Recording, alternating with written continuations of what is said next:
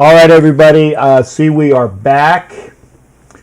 We are back, and yeah, oh, D'Lo. Okay, D'Lo is here. Thanks for that. I'm glad to hear that.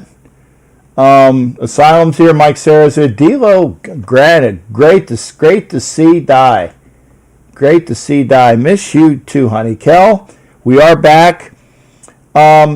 I think, and I hate saying it, I think we're probably going to have to limit our Skype calls because I love China, but and ask me if this is what happened last time.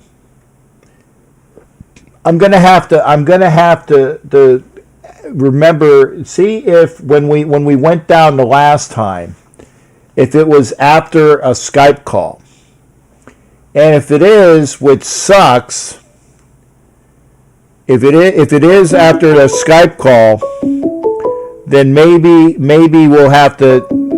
Well, let me get my. God damn it! Where's my mouse? Okay, there we go. Hey, we got Steve on the line. How you doing there, Steve? What's going on with you? I'm doing great, Captain. I tell you what, I'll take that win every day. And this reminds me of that win. Remember when I was fortunate enough to go to the game when they had the Panthers playing in Cam Newton, and they had to have a big defensive stop. And the person that we won't talk about had a strip sack and recovered the ball, and then we just had to run out the clock. But we needed a defensive stand at that game. That was down to the wire also. But what's the latest? How long is Kowalkowski going to be out? And some of our other, I guess, what's his name? Trent Brown. Did he also heard he got hurt? And then Ruggs, I'm concerned about as well. Yeah, I haven't heard anything because after the game, I was trying to figure out what was going on.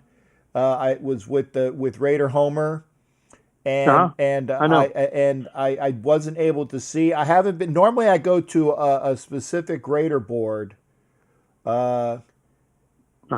Just audio, half the bandwidth, and yeah, maybe. I mean, I hate doing it, but I might have to just do the Skype. Might just have to be audio, because I hate doing it. But if I'm going to continue to crash, were you watching before, Steve, and then I crashed and I came back on? Well, I was listening when you guys just got done talking to Sheila, and then there was some dead air time and everything, and you were trying to get things worked out. I heard about that, and then I remember Asylum was calling in, and I don't know if he was there, and then he faded a little bit in and out. But I know that you and Homer and him were trying to get something together, and you and Homer were talking. Yeah, and I remember again, that part. Yeah, because we had China come in, and then as soon as right. we were done with China, is when I started seeing the spinning circle of death. And I remember that's what I saw. Yeah, I remember last time. Ace, NSC Scream is in here. Kel is in here. Zach Perez, great to hear from you as well. Remember, if you're here now, share up the stream to get everybody in here, because I want to talk to Raider fans everywhere, and hopefully we'll get everybody back over here. It's a running thing. Obviously, if I'm back on, then we'll come back on. I might have to limit the Skype calls to just audio, because if it's going to be the video, ahoy to you as well there, Matt. If it's the video that destroys the feed, I can't have that, because again, I love seeing from China, but I can't have video destroy the feed. So we'll get it from there. But Steve, you saw the game. What were your thoughts for the game for sure? Well, I thought they looked really crisp, and I just wanted to tell you, due to the nature of my old job, I was in the restaurant catering business, so I didn't watch a whole lot of games last year, as many as I would like. But I was going to tell you, and I know you probably feel the same way. I just want to throw this out on the table. I thought Rich Gannon is an excellent analyst. I think he's very even-handed in everything, and I think him and Greg Gumbel make a great broadcast team. I was really pleased because we were I met a woman and her friend that was from Sacramento, and usually I'm the only Raider fan over at Molly's, but it was just great to be able to just sit down and listen to the breakdown of Gannon, just calling it. He's the ultimate professional. He's, in my opinion, he's one of the best, and of course I'm kind of biased because he's such a great Raider player, but he's also he's very objective in the way he calls games. But the person I really don't like, and I just want to get your opinion about this. I cannot stand Joe Buck. I cannot even watch games when he does it. He's so full of himself. I can't stand the man. Yeah. The way he carries himself and the way he's, God coming down from above. I'm tired of him. He's old. Why can't they get somebody better than Joe Buck? Well, because he got the start in the business because of his father, and he was one of the best in the business. But I agree with you there. I really think he's so full. Did you ever watch the name that was it Brockingham or that show that was on one of the networks where it was Hank Azaria being an announcer, and they were talking about Joe Buck, and he left literally a steaming pile of OBJ in his bed one time, and it got to be where Joe Buck was upset at him. And it was funny because they were saying how conceited Brockingham or Brockington is. I didn't get the chance to see the whole series, but it was funny because like Amanda Peele was his girlfriend in there as well. No, not Kent Brockman. No, not Kent Brockman. That's on The Simpsons. This was a series. But again, you can see how conceited the motherfucker is. And I really don't see his wherewithal anymore. And yeah, and it Brockmeyer, that's what it was, Brockmeyer. Yeah, and that was the name of the series. And so again, I don't like him. I really don't. I haven't liked him in a while, and I really don't like watching him at all. So I'm glad that when the Raiders are not on Fox, and so again I don't watch. I was watching the feed from the Succaneers playing the Saints today, and right. But I had it on. The volume was down obviously because I was doing my show, but again I don't relish listening to that asshole. So that's for sure. I don't either. It makes Musburger look like an upgrade. But anyway, and I haven't had, it's nothing personal against these people. I just don't like their broadcast style. But anyway, to get back to what you were asking me, what did I think of the analysis? I thought they did a great job considering they had no preseason games. Sure, the defense needs to shore up some stuff like that 70-yard run they gave up and everything. But I think they did what they had to in time. Farrell showed that he's up for the, challenge. And I thought he made an excellent, stand the way he turns the carrier away, because that was make or break, as we all know. I think Josh Jacobs is the Josh Jacobs we've always seen. I'm concerned when Ruggs got out in space like that, when he got hurt like that he's not a big guy. He's a great runner, but he's lean and everything. And it just shows that he's just so prone to, you get hit the way he got hit, and he feels bad because the guy's such a talent. Yeah. You want to see him succeed, but he's not physically. I don't know. You know what I'm saying? He can't take the hits. The way he turned his ankle, and I thought, oh my gosh, he's going to be out for a while. And then Kawakowski, I was concerned. But the thing I'm concerned about the most, I'm not sold on Gunther. I think Gunther, if he doesn't get his act together between now, like they said, they're going to give him 5 games. I'm more of a Marinelli fan, and I think he's waiting in the wings. If Gunther messes up, I think Gunther's gone. Do you think he'll make it through the season? No, I don't think he's going to make it. I don't think he's going to make it through the season. Brian Gumbel, or Greg Gumbel, because Brian's Brian Gumbel is the older, more left Gumbel. They're going. Greg Gumbel called Trayvon Mullen Trayvon Martin. Really? I missed that. I heard that. I missed that. So again, I was probably so intent on what was going on. I missed that. Trayvon Martin. Wow. That's just pitiful. That is pitiful. I don't know. I guess we were just spoiled growing up on Kirk Gowdy and all those announcers and everything that were really good. Lindsay, what was his name? Something Lindsay, that was with CBS. He was a good announcer, but I think they did really well for a first game. Do they need to polish up on defense? Yes, they do. They said Arden Key's doing better. They said that, as the player we got from the Cowboys, the defensive lineman, Malik Collins. Yep. Yeah, he's doing well. Malik Collins is doing well. And I think but I think what do you think about our linebacking core? And I think our defensive backs did fairly good at that, giving up that one long play and everything. That was just that player that caught that ball. He's really going to be the one they got from the Jets. He's going to be a player. What do you think about him? Well, like I said, I like everybody that we picked up. Arnett looked bad on that one play, but the rest of the game he looked well. And again, that's a receiver that's a veteran. And I hate Anderson, but or actually, I shouldn't say that. Hate's a strong word. I dislike Anderson a lot, and I'm glad that the Raiders didn't pick him up. But that is a veteran move, and he made him look like the rookie that he is. So I mean, yeah, he had one play. What was upsetting is the fact that Harris made a very bad read on that and couldn't get Anderson down and just went right by him. But that was a very bad move on Harris's part. So I'm gonna give Arnett a pass for like one bad play, but Harris looked awful on that, and that made it easier for the touchdown to occur.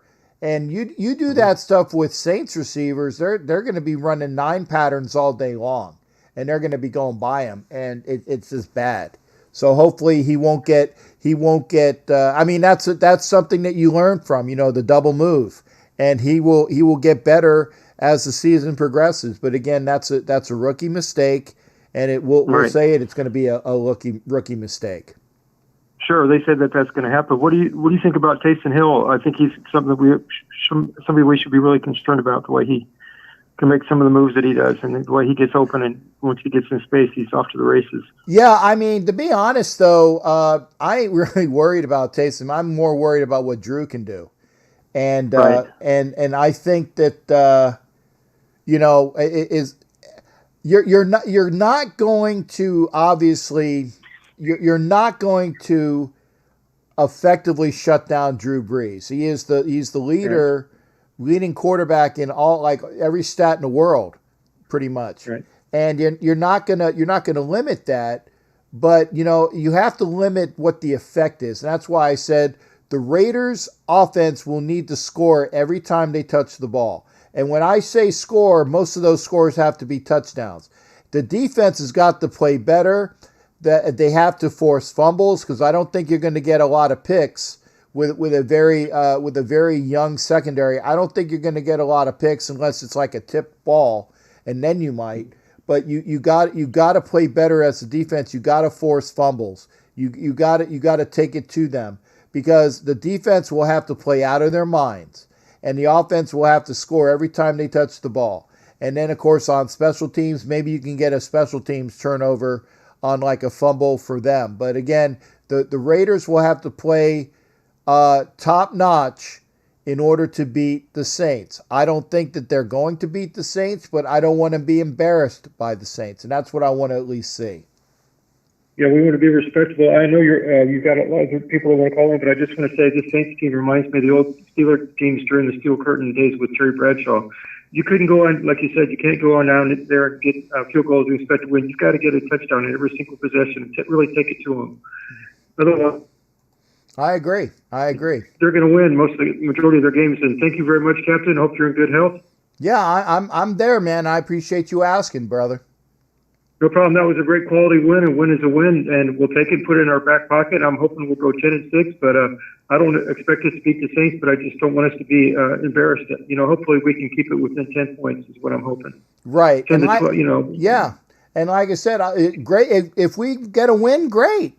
But like I said, what I'm looking for is 3-3, no worse than 3-3 after our first 6 games, because the quality opponents get a little lesser after the first 6 games. And that's why I want to see at least 3-3. And if we're 3-3 after our first 6, there's no reason why we can't be 10-6, 11-5. Really no reason. I saw real quickly before I go, I saw the parts of the being at Molly's. I've been going there since 27. But the Bills look really strong. What say you on the way out? And I'll listen on the air. Thanks a lot, Captain. Good health and everybody. And God bless and have a wonderful Raiders. We're back, baby. Raiders. Hey, thanks again there, Steve. I'll talk about the Bills on the way out. Thanks again for your call. I saw bits and pieces of the Bills game. I mean, when I saw what was going on, obviously, uh, they looked strong. But I didn't see something that was unheard of. I mean, was it the who did they play? The Jets. The Jets came back on them. So,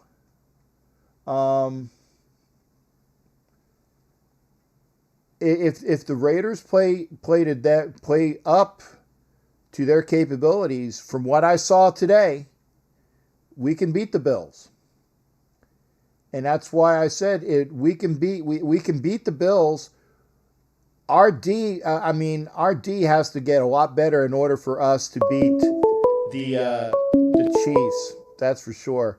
And we got Thor in the line right now. And Thor is a happy drunk from what I've been hearing. So I'm a happy drunk. Fuck yeah. How's the happy drunk tonight? What's going on with you? Man, how about them Raiders, baby? You know what, man? I'm not saying nothing. I'm still on my 9-7. But if our defense can get a little better, I want to believe we can be 10-6 or 11-5. But you know what? Let's just one game at a time, man. I'm not trying to look all down the road. I know you're saying if we're 3-3. You know what? I'm starting to believe. I just re-looked at the schedule, and maybe we can be 3-3 after 6. Honestly, I'm really happy. I'm a little worried though that Josh Jacobs, because he's such a beast, and we have to lean on him so much. We need to try to find a way, but it was good. It was very well balanced today. I want to say it was like 31-30 passing and rushing, like breakdown. So it was really balanced. I feel like that maybe we need to try to get Jacobs a little more rest, because I really want him to be healthy because he's an absolute monster. But I'm happy right now. I'm happy that we scored points. I'm so sick of going to the East Coast and getting 10 points and 13 points and some bullshit like that. That's all. Yeah. So I'm really happy. Yeah, no, and like you said, Devontae Booker came in and played well. He did. Giving some spells for Jacobs, and everybody was worried that when we got rid of the kid that we traded to the Dolphins, Bowden, they're like, oh man, that's gonna suck. We don't have a running threat, yada yada. Well, Booker came in and played well, and Booker is solid. Yeah. Yeah, he's a solid guy. And good. Ryan said something that's and thanks, Ryan. Ryan, make sure you find me my new profile. Ryan, make sure you find me on my new profile because my old profile is not available. Yeah, they look solid, and as long as they continue that way, if the Raiders' offense continues to get better, okay. Yeah, they're not gonna need their defense as much, because they're gonna run away and hide. But you can't always play like that, You can't always say, right, well, we're gonna score 40 a game. But if your defense gives up 47, you lost by a touchdown. So that's why I'm saying that's right. You got to get better all the way around. They can't rely on the offense always being up to snuff. So that's why I said everybody needs to continue to get better throughout. Yeah. And we'll see what happens. For sure. I feel the D needs to really step it up, but the D is young. Harris, Harris that was a little bit ugly. However, no, that was a lot ugly. Abrams, I love Abrams. I love his enthusiasm. I know he didn't really play last year, so I'm gonna shake this one off and hope he needs to wrap up more. I mean, he's hitting people, and that's why I love him, because he hits people. But you got to hit and wrap. A couple of people he hit, and they're NFL players, so they just stayed up and kept kind of going. There was a couple times I was pissed at that. Carolina offense might be okay too. I mean, we got to think they got Christian McCaffrey, who I mean, if you look at damn near any fantasy football draft, he's the number one back or two back, either or one or two that you're going to draft. So, I mean, we contained him decently. Like, he put up decent fantasy numbers, but we contained him for the most part. So I'm okay. I'm okay with what we did there on the D a little bit, but you got to wrap better. I believe we can get a lot better there, and that's what we're going to need. I don't want. I mean, of course, I want to win games, but I don't want to sneak into the playoffs and be one and done. I want to be a real threat. You know what I'm saying? I want to be a real threat. Like, we're going to go in and beat someone. But again, I'm happy with the W. I'm happy with the offense on the East Coast. I was talking a lot of shit before. We're going to win this one 31-10. But I watched the prediction thing we did yesterday. I said we were going to win the game, but I also said it's going to be a lot harder than we think because it is that East Coast game. It's also the first game of the year. We won on the East Coast, Captain. That right there makes me so happy, man. You know what I'm saying? Like, because I love being back there talking shit. Because of the whole COVID bullshit, we can't go to games right now back anywhere. But I'm just really happy we won that game, Peyton. Hell yeah, I'm fired up right now. Yeah, and like I said, a good happy drunk. That's always good to have. And hell yeah. Well, I'm always a happy drunk, but I'm extra happy today. That's right. That's right. And we heard from Angela and Anna and Omar.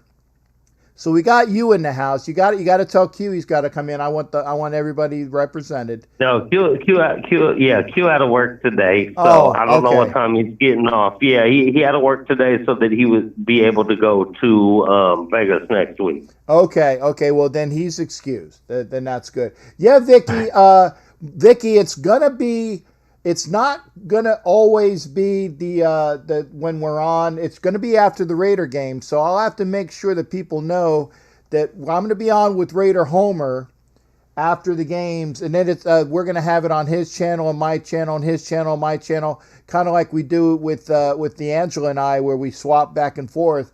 But then after the immediacy of what's going on that channel, then we'll have my broadcast here. I guess maybe that's why we don't have as many people here, because everybody's expecting 9 o'clock. I can go back to 9 o'clock and make it like for everything. I might do that just so that people know that, hey, it'll be 9 o'clock. But we'll see what we got going on. We'll put it out to a vote. In fact, if everybody wants me to be at the regular time, because everybody knows I'm going to be on 9 o'clock Eastern, 6 o'clock Pacific, I'll do that. I trust me, I don't want to lose. I don't want to lose people because they say, "Hey, I didn't know you were on." So we'll put it up to a vote. But again, Thor, always good hearing from you, brother, and thank you for calling in, man. It's always good. Right on, brother. Go Raiders, my brother. I didn't even know you were on. I just happened to look. I was happy to see you, and I was just fired up. So, for sure, my brother. Let's go, Raiders. Let's shock the world next week. Let's shock the world next week, baby. We got to find a way to win that game. Find a way to win that game next week. Oh, Lord have mercy. If that happens, I might start wearing my car jersey. That was for Homer, but let's go, Captain Jack, man. We fired up right now. Let's keep it that way. All right. Thanks again there, brother. You take care. Oh, Thanks good, brother. For sure. You too. All right, man. All right. That's Thor. So everybody has been duly accounted for the for life, because Q is working. And what? I said I was on with Raider Homer. I was on with Raider Homer, and we're talking about Raider Homer's channel. Yeah, Asylum was on today too. I don't forget. Fuck. I was on Raider Homer's channel. I'm going back and forth between my channel and Raider Homer's channel. Asylum was there for a little bit.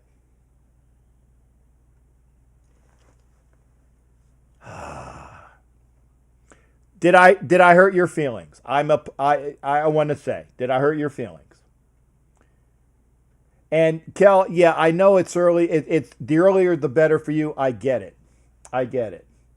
And I appreciate you being here. Kelly, if you want to call in, you put in your comments, because I want to hear about the Vikings. I want to hear about the Vikings. Kella's a Vikings fan. Raider Rich, thanks for being here. I appreciate you being here. And we got Doc Burdett on, so we'll go to Doc. And I'm glad to see that Doc is here as well. Doc, I am on early because everybody say you're on early. And I'm like, yeah, because it's after the Raider game, because they had an East Coast game. Maybe I'll keep it 9 o'clock all the time, but, that's just the way it is. Do what you want to do, Doc, buddy, because I'll be there. Doc will be supporting you. I'll be coming to watch you either way it goes. Yeah. But well, go Raiders is all I got to say right now. Go Raiders. Yeah, go Raiders.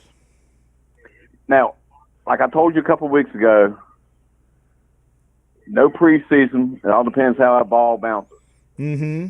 And it's obvious not only were our defense very rusty and not playing, not jailed yet, but the refs were too. They had no preseason. They missed a lot of calls on both sides of the ball. And we're just fortunate it didn't cost us a game. They cost us 2 games last year. Yeah, they did. I'm just glad it didn't cost us this game. Yeah, I know. They missed quite a few. They missed quite a few holes. Oh man, I mean, Crosby was getting molested. Cleve Farrell was getting mugged. I mean, it's horrible. It's horrible. Good thing our players were overage, or I'd have to call them pedophiles, because they were on them like just awful. It was just awful. Oh yeah. It was just terrible. But I just want to point something out about our defense, and I don't think people really think about it. But if you really look at our defense, with no preseason, look at our players. Mo Hurst and Morrow are 2 of the most senior players who have been with the team the longest. Yeah. Most of our players have been with the team 2 years or less. Yeah. So, of course, with no preseason, we were not gelled today. Not at all. But we still did enough to let the offense win. Yeah. Well, and I also want to. I was going to say the offense looked good. They left. I mean, we only punted 3 times, and that's a godsend, because I remember when we used to wear out Leckler's leg, it would probably be falling off by the end of the game, 10, 11 punts a game. Cole only punted 3 times, if I'm not mistaken. I might be mistaken, but I only remember 3 times. And to be honest, I only remember 1 time, and I looked in and they said he only punted 3 times. So we'll see. Well, the thing about our offense that I see is greatly improved is on our 6 scoring drives, 4 of those were touchdowns. Mm-hmm.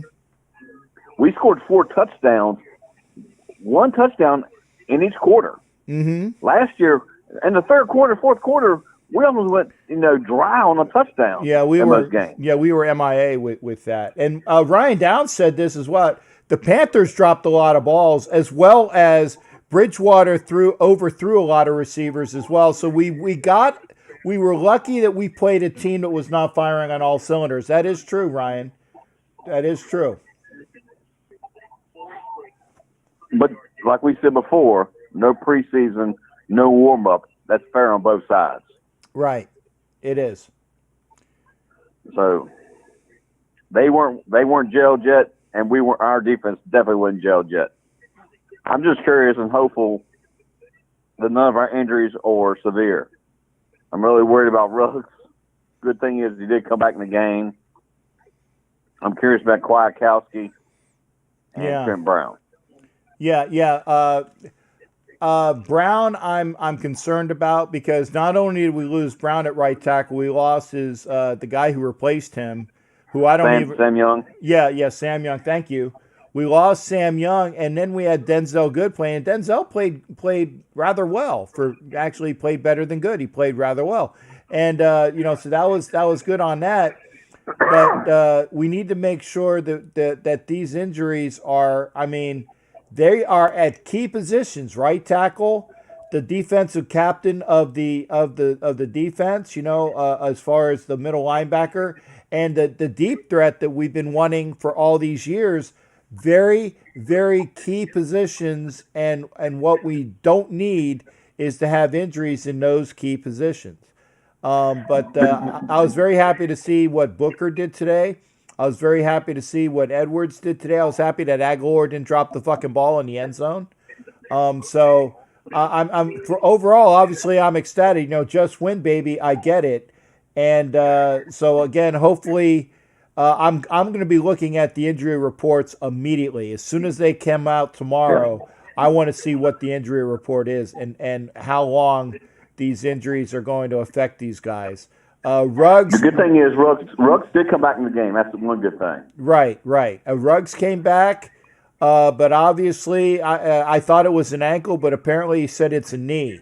So if it's a knee, then maybe he might need to, either rest it. And I know we're going to need the points are going to be at a premium against the Saints, but I'd much rather have him fully for the whole year than rush back in a game that we're going to need everybody to play over their heads anyway. But that's just me. Well, him and his so young career, I'd rather him get healthy, and we put, we do got Edwards. We still got, Hunter Renfro that plays slot. Oh yeah. And you put Aguilar in there, so I'd rather him get totally healthy. Yeah. Instead of rushing back too soon. Yeah, like I said, I want this is a long haul type of thing because again, this is the season of COVID, and not that I'm saying not that I'm gonna wish bad juju on anybody, but it's not only what you have with no preseason, with very little training camp, with very little time out there. Injuries are going to be coming at us quickly, but then you have to worry about a pandemic as well. So there's a lot that you have to work through, and hopefully it won't come back to bite us in the ass. I agree with you wholeheartedly on that. But I'm still hoping on hopes that maybe we can play good. I want us to play well against the Saints. I would love a victory. I think we all would. But I think we just need to start getting that defense more gelled. The good thing is we played good against McCaffrey, which would be similar to going against Kamara. They're both similar type players who can do multiple things. They're both like Swiss Army knives. They can run, they can catch, they can, they're multiple faceted players. But I do think Drew Brees is a way better quarterback than Bridgewater. Oh, yeah. By far. Oh, my God. Yeah, we're talking historically one of the top 5 quarterbacks ever. Yes. And they have that Thomas guy that is, somebody we got to really. Hello? You still there, Doc? Doc, you there? Thomas, the receiver. Oh, okay. Yeah, do you hear me? Yeah, you dropped out for a little bit. Michael Thomas hurt his ankle at the end of the game. Don't know how serious. That's from Ryan Downs. So, if he gets hurt, that I hate saying it, no Michael Thomas is better for us. Okay.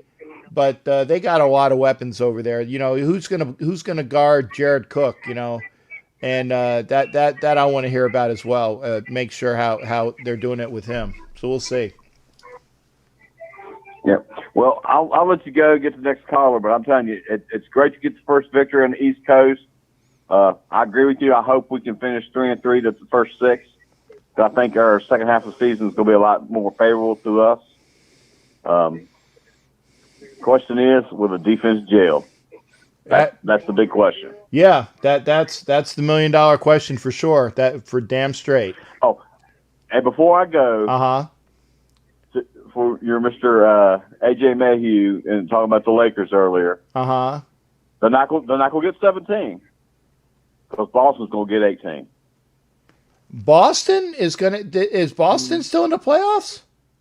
Yeah. Okay. We're going to the Eastern Finals. Okay. Okay, because They won Game 7. Oh, They won Game 7. they won Game 7. And we're better Oh. without Kyrie Irving. Okay. Okay. Well, so it's 17 to 18. 18 or 17. Yeah. We're one championship above them. Right. We're Right. 17 and they're 16 right now. So they're going for 17 and we're going for 18. Okay. Well, I'd like to see, honestly, I'd like to see a Boston LA Laker final, because again, that's of historic proportions for sure. Well, that plus it'd be a throwback to the 80s. Right. So we'll see.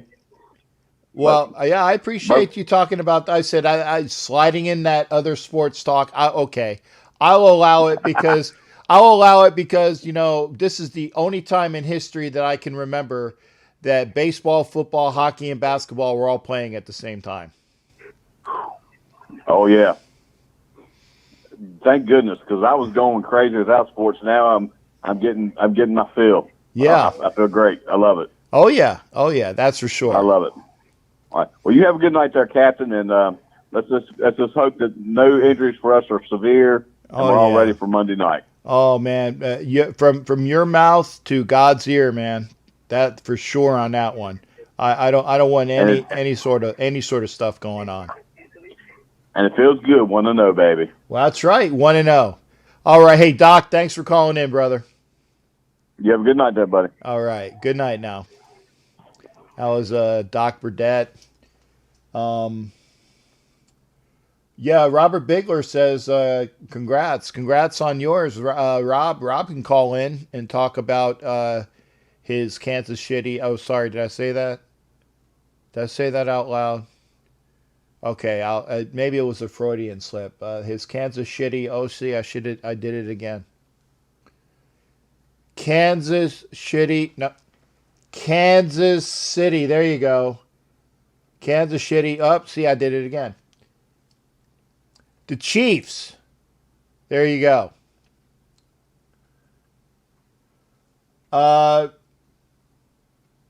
Yeah, technically it's a new show. I tell you what, Asylum, I would rather. Yeah, technically it is a new. Do you have anything really to add though? I'd like to hear from Ryan Downs. Ryan, make sure that you and anybody else that was on my old profile gets my new profile. And I agree. It was the defense. Defense was. Wow. Oh, my God. Who is that? Is that Gallup? Yeah, it's Gallup. Got to tackle him. Got to tackle him. And by the way, those uniforms, they look like ass. Is it just me? Is it just me? I did what? What did I did? You did, Cap. Oh, being Freudian slips, calling them Kansas City. I did it deliberately. You know that. Next Monday, 2-0.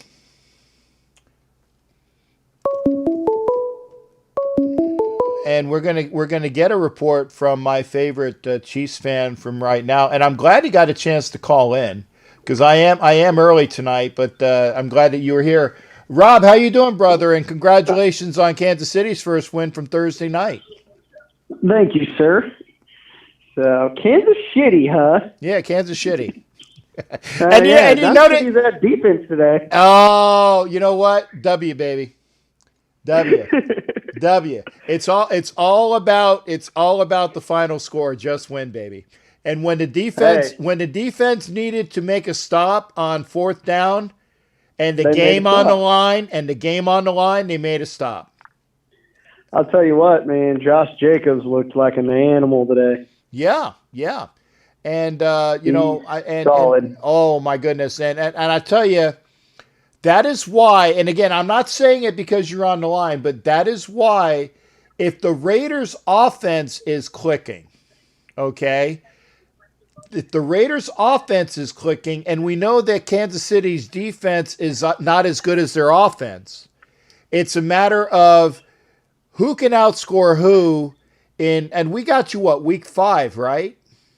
Yes, I believe it's week 5. Yeah. I think it is week 5. Yeah, and it's not going to be cold, so we got you early, and it's a matter of who can outscore who. But the Raiders' defense will need to be firing on all cylinders, and the defense has to obviously pick it up a bit. They dropped 2 interceptions today, which could have been a testament to winning the game a little bit easier.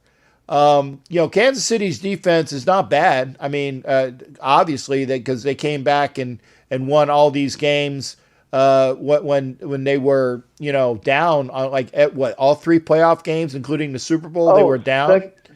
Second half of the season and the playoffs, the Chiefs had the number 1 pass defense in the NFL.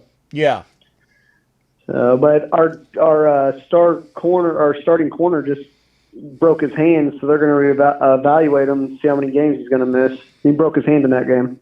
And who's that? Chartavius Ward. Ooh, okay, yeah. So okay. Yep, he broke his hand in that game.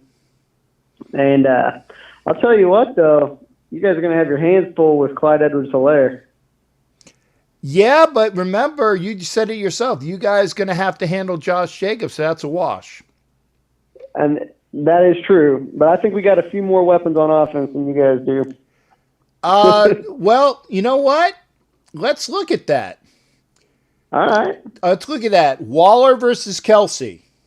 Kelsey is clearly the better tight end. Okay, but Waller is not a slouch, okay? No, I'd put Waller in the top 5 tight end in football. Well, there you go. So if we're talking top 5 versus top 5, it's whoever has the better game. Edwards-Helaire versus Jacobs. I'm going to go Jacobs right now, but Edwards-Helaire is a good running back, so I'm going to give the slight edge to Jacobs. But again, it's who has the better game. I'll say Ruggs if he comes back without injury versus Hill. I like Ruggs. No, I don't. I'd take Tyreek Hill on that one. Tyreek Hill's a top 5 receiver in the league. Yeah, but sure. Tyreek Hill is a munchkin. And yes, but Tyreek Hill is faster than anybody else on the field, and he's going to score. I don't think he's faster than Ruggs. I don't know about that. I don't think he's faster than Ruggs. You're talking about speed versus speed. So didn't Mecole Hardman run a faster 40 times than Ruggs, and Tyreek Hill beat Mecole Hardman in a race? Like I said, I'll take Ruggs versus whoever's on him cornerback wise if he's running a 9 pattern. All right. Okay. All right. So if it's Ruggs versus your cornerback, and it's Hill versus our cornerback, I mean, I will say that obviously the receivers got a benefit there. Because they're better than whoever. Okay. Yeah. But let's talk about that. I like Mullen and Arnett, even though Arnett's a rookie and Mullen is in his second year. I like what we got at cornerback. Okay. Hey, Arnett's my boy from Ohio State. I know exactly how good Arnett is. Okay. So there you go. So I will take Arnett I like the cornerbacks, even though they're younger. I like the cornerback for the Raiders better in that respect. And Sorensen is long in the tooth at safety. But Sorensen makes big plays when he needs to. It's kind of like you said, when your defense needs a big play, Sorensen seems to always be there making the big play. Okay. Linebacker, who do you have at linebacker? Anybody of note? Who do we have at linebacker? Because we got a whole bunch of new guys that came in. Yeah. Not that I can think of. Not right off the top of my head. Yeah. And again, I like Corey Littleton a lot. And that's going to be Corey Littleton's good. Yeah, a very big addition. But the thing that's going to hurt the Raiders, like I said, with Kwiatkowski going out, that would be a major loss to the defense, being that he is the signal caller. And so that is going to play havoc with the Raiders D. The defensive line, I like your guys' inside, but I like the Raiders on the outside. Okay, so you like Chris Jones up the middle better than you. Okay. Right. I like Chris Jones over Hankins as well as Malik Collins because he's a all pro. But I'll take Farrell and Mad Max at end over whoever the hell you guys have. Well, we had Laverne DeTarney, or however you say it's French, but he opted out. Right. He was a Pro Bowler too. So. Yeah. But I'll tell you what, though. Let me ask you this then, because you said Tyreek and Henry, right? Who are you guys going to put on Mecole Hardman and Sammy Watkins? Well, that's and why. Demarcus Robinson. Well, see, that's what I'm saying. It's like I will take Mullen and Arnett, and I think that we have decent speed with Abram. I mean, I know that he's more of a hitter, but he's not a slouch. Our nickel, like I said, we have Amik Robertson, who came in as a rookie, and if it comes down to a speed match, even though he's a Smurf, he can run. So it's gonna be a matter of taking a good press off the line of scrimmage, giving a good jolt, knocking them on their ass or at least off their route. And that's why I will say our defense has got to get a lot better. I think they will. But again, it's a matter of outscoring the Chiefs at this point, because I really think it's going to be that.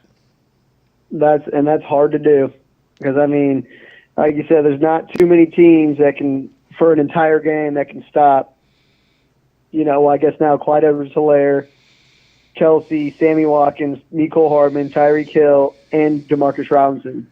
That's 6 people you got to stop for, 60 minutes. That's hard to do. Yeah, but you know what? There's and Patrick Mahomes.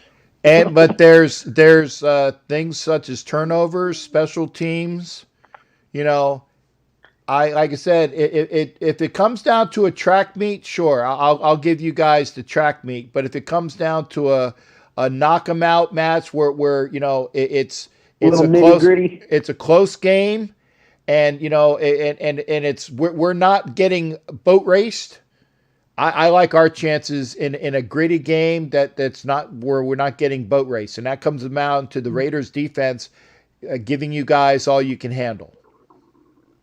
Let me ask you this: if we go up 14, do you think you guys could hang with us? Yeah, if we come back and score and make it a 7-point game again.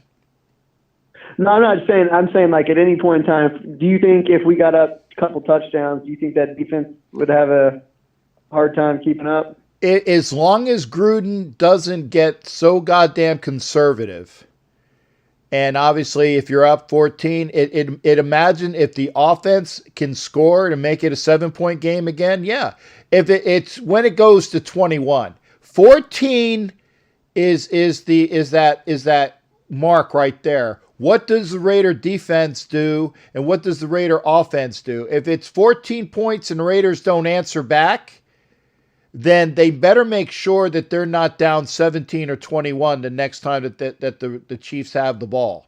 That's what I'm saying. Okay. Because then it becomes the boat race, and you have to play catch up. Yeah, I agree. But I'll tell you what, we're going to have a tough time stopping Jacob. Jacobs part of my life, he's a fucking animal. Mm-hmm. I mean, he's good. He's real good. And he proved that today. I mean, what do you have, 3 rushing touchdowns today? Yep, 3 rushing touchdowns for sure.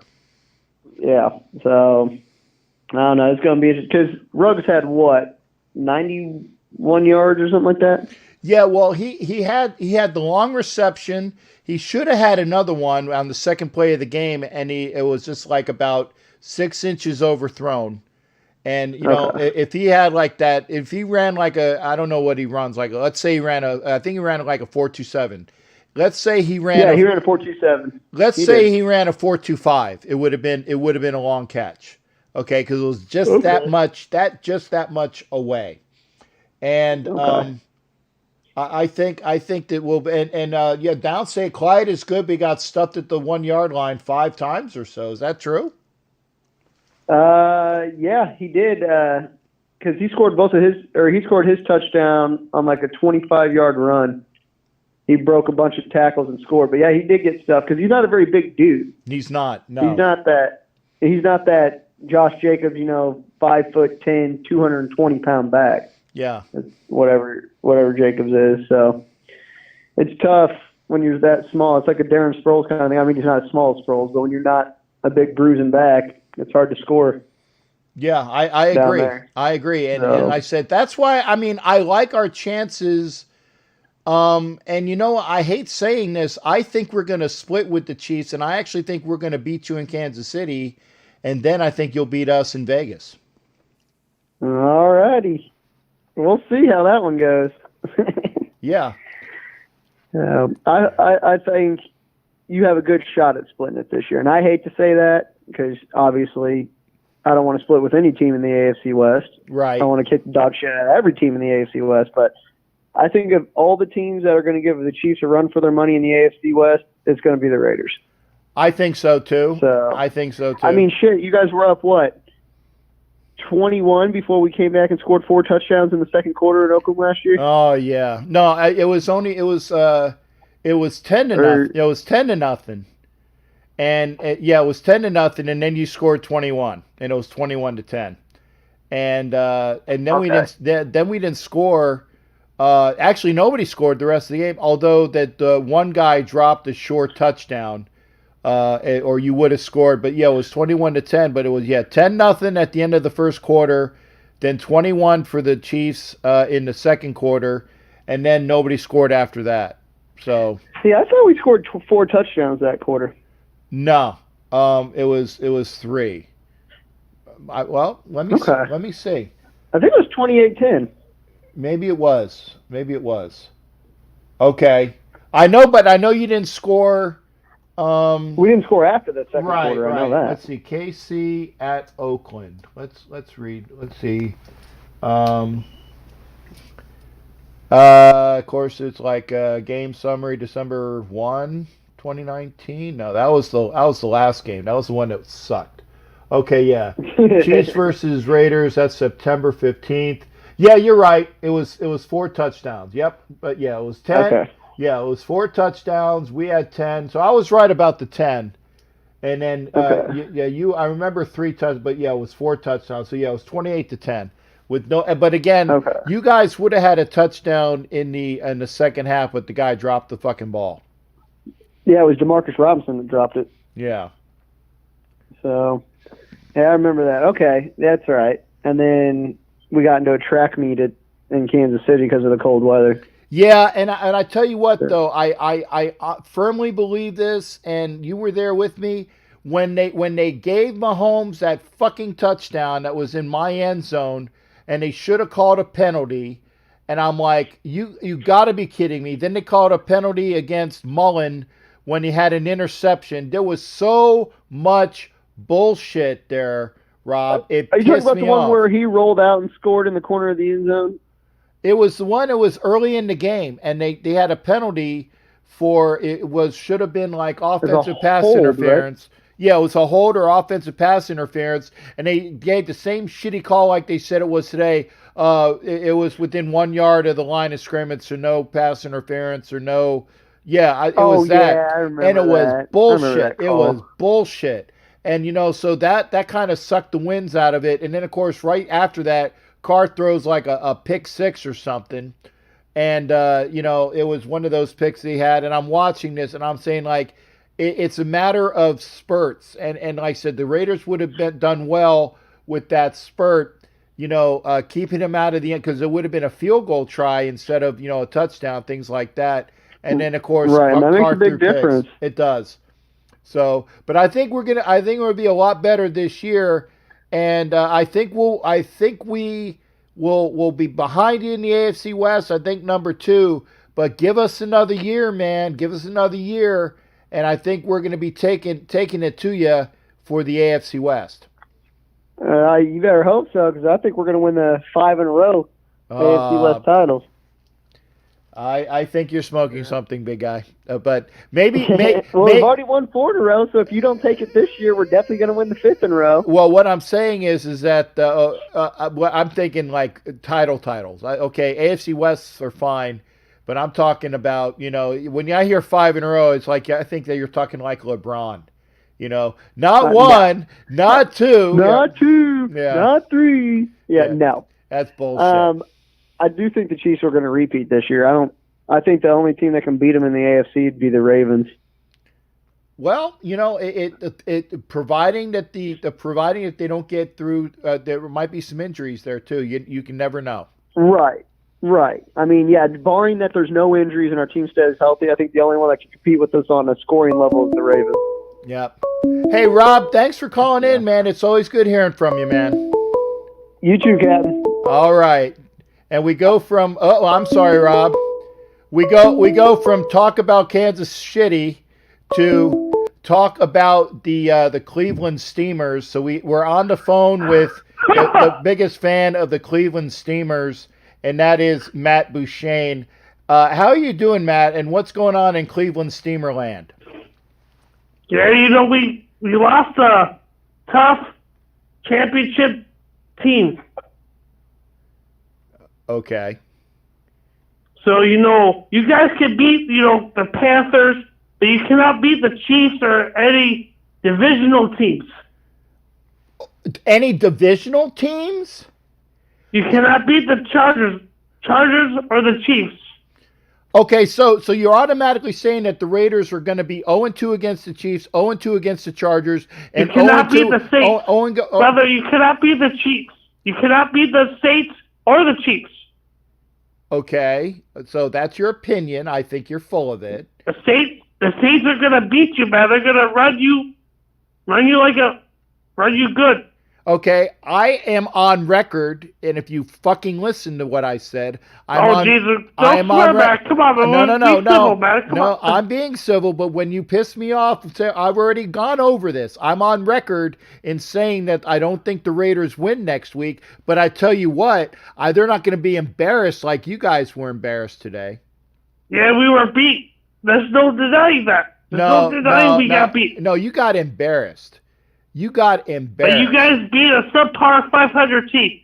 You guys beat a subpar 500 team. Play the Chiefs. Play the Ravens. Play the Packers. How were they a subpar 500 team when they were 0-0 at the beginning of the fucking season? All teams are 0-0 at the beginning. All teams are 0-0. Come on. Exactly. Come on, bro. Exactly. How are they a sub 500 team? Now they are because they have a loss. You hear this? Yeah. How are they a sub 500 team when they were 0-0? That's all teams were 0-0 exactly. You're proving my point. How are they a sub 500 team? Now they are. But they weren't when we played them. They were a 100% team. 0-0. They had a win percent. No, you guys cannot beat the Chiefs. You can pray to you whatever you got, but you cannot beat the Chiefs. Chiefs are gonna hold you like next week.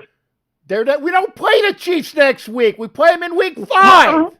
Week 5, exactly. Week 5. You said next week. You said next week. Week 5. Okay. They can beat you next week. They can beat you week 5. We're not playing them next week. We're playing the Saints. I'm just making an example, bro. Okay, now first off, how much have you had to drink? And second off, are you drinking OBJ shit? Because that's what it sounds like. I'm not at Allegiant Stadium where they can charge you for every nickel and dime. Oh, so now you're getting on our stadium, which is hell of a lot nicer than whatever you have in Cleveland. We can beat the Las Vegas Raiders any time of the week. I'm just saying, you guys. You can beat us any time of the week. Okay, we'll find out. Week 11, man. We're gonna spot you, man. We're gonna beat you bad. Oh, okay. First off, hang on, Hot Neil. Wait a second. I'm gonna give Matt his 5 minutes, even though. Come on, man. You know my brother, man. What are you talking about, man? I'm just saying, Matt. Somebody was trying to knock you out, and you didn't have your 5 minutes. If you guys can beat the Panthers, you cannot beat the Ravens. You definitely cannot beat the Packers. Those are playoff teams. We don't play. You respect that. We don't play the Packers this year. You don't play it, but you will lose if you did. We played the Packers last year, and we were in the game until the first half when they had a 10-point score. Were you there? Were you there, Matt? I was there. Were you there? I was not there. Were you there? I was working, man, but I'm just telling you, man, you would not beat any playoff caliber teams. I'm sorry, Raiders fans, but you gotta be realistic about your winning. Bullshit. You gotta be realistic about your winning, man. I'm very fucking realistic. I say that the Raiders don't swear, man. We're just talking sports, man. I said the Raiders will have a better fucking record than the Browns this year. The Browns are gonna beat you guys in November 1st. Just remember that, man. Remember that. Okay. We got Case Keenum. Man. We'll see. Okay, man. It's okay, man. Just be cool, man. We're cool. We're friends. We're fine, but what I'm saying is, don't say things that are wrong because you can ask your brother. When people are ignorant to facts, it makes me mad. Okay, but you guys are beating subpar teams first week. Play the Ravens. Ravens will beat you guys by 15, 16 if that. We don't play the Ravens this year. Yeah, I know you don't, but my team did. Yeah, and you got my brother's Vikings, and you got your asses kicked, didn't you? Yeah, you got your asses. You guys would have got Raiders Nation would have got kicked ass too, man. So I tell you it is what it is, man. It is what it is. We played the Ravens. In fact, let me do this for you, Matt. I'm gonna let you have this. I'm gonna say the last time we played the Ravens. Okay, and I'll do this. Ravens versus Raiders all time. That's a real game, man. You guys cannot beat the Ravens. Okay. Lamar Jackson, your offense can barely handle Carolina. Shut up. Your offense can. Shut up, Matt. Your defense. Matt, shut up so I can fucking get this for you, okay? Vegas versus Ravens result. Okay, the last time we played the Ravens, okay, we lost by 17, 27. We lost by 17 points, not 32 points. 17 points, not 32 points. The time before that, we lost by 13, but the two times before that, we won against the Ravens. Okay? Yeah, but so if we're going to talk about historical, and by the way, Baltimore does lead historically 9-3. But here it is. Okay. Now, Matt, you've been on for 5 minutes, so I actually got to let you go. All right, Matt, you take it easy, man.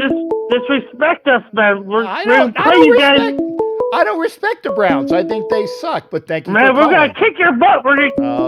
I had to let him go. He said they were going to kick our ass. I gave him this 5 minutes. Jimmy Farrell, how you doing? Jimmy Farrell. James Farrell. Jimmy Farrell calling once. Jimmy Farrell calling twice. Sold to Jimmy Farrell. Jimmy Farrell call back. And again, I gave Matt his 5 minutes. There we go. Let's see here. Now we got Hot Neil. Jimmy Farrell, you're gonna have to wait. Jimmy Farrell, you're gonna have to wait. Hot Neil, what's going on? Oh man, that was funny what he was saying about us. Go ahead. Because the Chiefs lost last year with the Raiders when we were tied up to 30-30. What? Okay. What was that? What? Remember when the Chiefs and the Raiders were playing? Which time? Last year. Okay. We were tied up 30-30. No, Hot Neil. The Raiders were never tied up with the Chiefs 30-30 last year. No, Or was it or the year before that? it was the year The summer before. game. Yeah, it was the year before that. And Yeah, so we were tied up. yeah, We were tied up 30-30. At the end, we scored 31. We kicked their ass. right. We won. That was I think that was the Thursday night game where we beat Right. the Chiefs in Oakland. Right. Right, but So that I was don't know what you're talking about. Well, Matt thinks that the Browns are the greatest team in football, and I appreciate Matt for for being here. I appreciate him being here, but he's smoking something. If he thinks Yeah. if he thinks that the Browns are the greatest thing since sliced bread, then I don't know, but. Yeah, and we're not playing with this year. We're not playing with. I don't think we're playing with the Browns this year. We play I don't think we're playing with the Browns. No, we do play the Browns. We play the Browns on. I think it's either October 1st or November 1st. We play in Cleveland.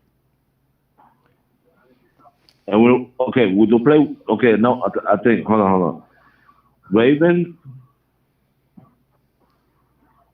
We play the Browns, the first game, or not the first game, but like the first game of the month, either October or November 1st. And I don't think we're playing with the Dolphins either. Who? The Dolphins. No, we don't play the Dolphins this year. No, we don't. So wait. Yeah, we do. We play the Dolphins at the end of the year because we play the AFC East this year. We play the Patriots, the Bills, the Dolphins, and the Jets. And we play the Dolphins at the end of the year. So it's one of the last games in Vegas. There was another. Okay. All right. But I saw the game today. I was so excited when I saw the game today. We kick ass today, big time. That's how it should be. That's how we should keep it on. Keep going like that. Yeah. And again, see, Kel gets it. Keep shit factual. If you're smoking dope and you're talking out of your ass, I hate that. I hate that. It upsets me. I was so pissed off. I don't know if you read my message. That's why I told you hang up on him. No, because I'm gonna give everybody 5 minutes, and then I'll put the thing up to knock out the caller. But there you go. And it's just that I hate people that say stupid shit when it's wrong. When it's wrong, I hate that. Yep. Captain, I just want to call you real quick and say something out there. Are you still going to have that meeting with all the members of your chapter? When I can get it done, because right now I'm not leaving the house. No. I just want to know if you could inbox me. Let me know when. If I do have it, I'll let everybody. But see, here's the thing, though.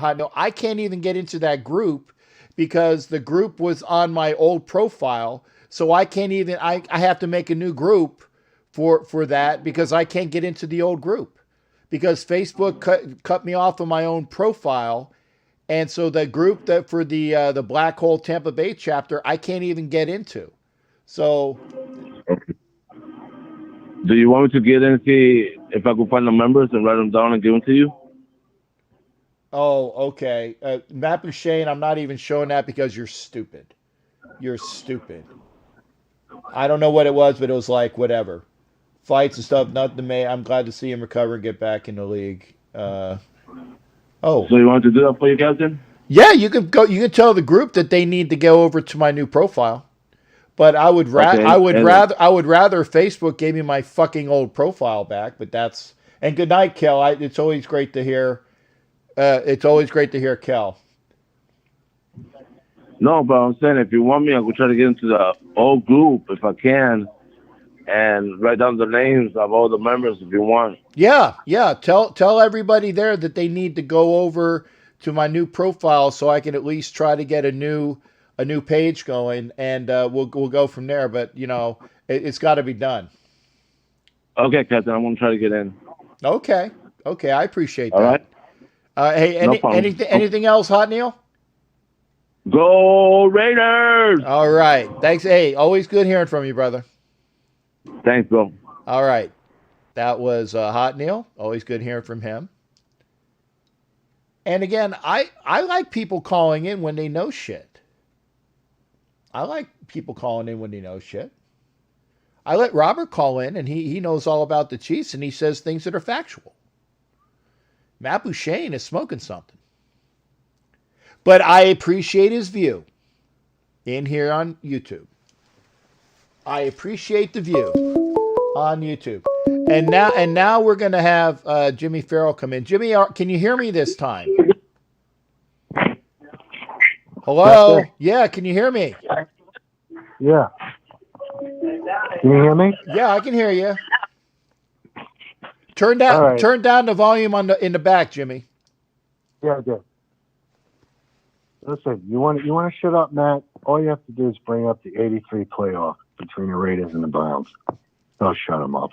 Well, I mean, it's obvious, okay? Hey, Matt Bouchane, okay? Red Right 88. There you go. That's all I got to say. Red Right 88.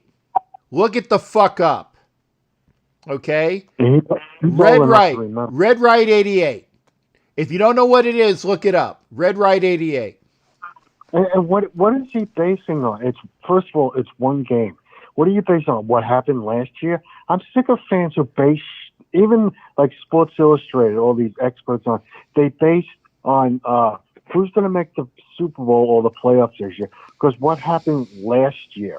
They don't even have the Raiders in the playoffs this year, according to Sports Illustrated. Yeah. It's like, it's a whole new year. Lamar Jackson is Lamar. I mean, you don't know how he's going to be. I mean, come on. It's one game already. Who knows? We might win. You never know. You never know. Whole new year. Yeah, I tell you, Matt Bouchane, I'm gonna keep your comments up, but you know what? You're ignorant. I'm just saying that. You're ignorant. Let me tell you, the only thing that came out of Cleveland is the Rock and Roll Hall of Fame. That's it. Okay? Your baseball team choked. Well, maybe the Cavaliers, but your football team is, you still have no quarterback. Okay, you better be like drafting the quarterbacks next season, because this guy is not the answer either. Okay, you got blown out. No. Well, according to Matt Bouchane, Baker Mayfield is better than Derek Carr. Yeah, I know. I mean, he's drinking the Kool-Aid. Oh my God. Okay, November. That's what it is. November 1st. Okay, Matt. We'll see. I want your ass in here. If the Raiders beat your ass in the dog pound November 1st, I want your ass in here so I can fucking yell at you for 5 fucking minutes straight. I want to see that. Yeah. When he's comparing stadiums, I mean, I went there. I was at that stadium. It's an okay stadium. It's not bad. It's not bad, but but it's not a state of the art stadium. We have a state of the art stadium. This is like, I mean, I'll tell you what. The obviously Jerry World in Dallas, great stadium. The Viking Stadium, because I've been there, fantastic state of the art stadium. I'm looking at the new stadium in LA. It's state of the art. It's beautiful. Okay. And of course, our stadium in Vegas is awesome as well. You're not going to say that your fucking stadium is better than our stadium. Come on. I know. Next thing they'll say, their uniforms are better than ours. Oh my God. Hey, I tell you what, I've never heard of any Raider players that like to get shit on by prostitutes. I'm just saying. You know what I'm talking about, right, Jimmy Farrell? No? Look up OBJ and shit. Okay. Look up OBJ and shit. Or feces, if you want to be technical about it. But yeah. Is Ruggs and Trent Brown okay for next week? I don't know. I think Ruggs will be okay. I don't know about Trent Brown because again he went out early. He was on the table and then we didn't see him anymore. And then the guy Sam Young that was playing right tackle for him, he got injured. So Denzel Good went out there, and Denzel Good, Denzel Good played good.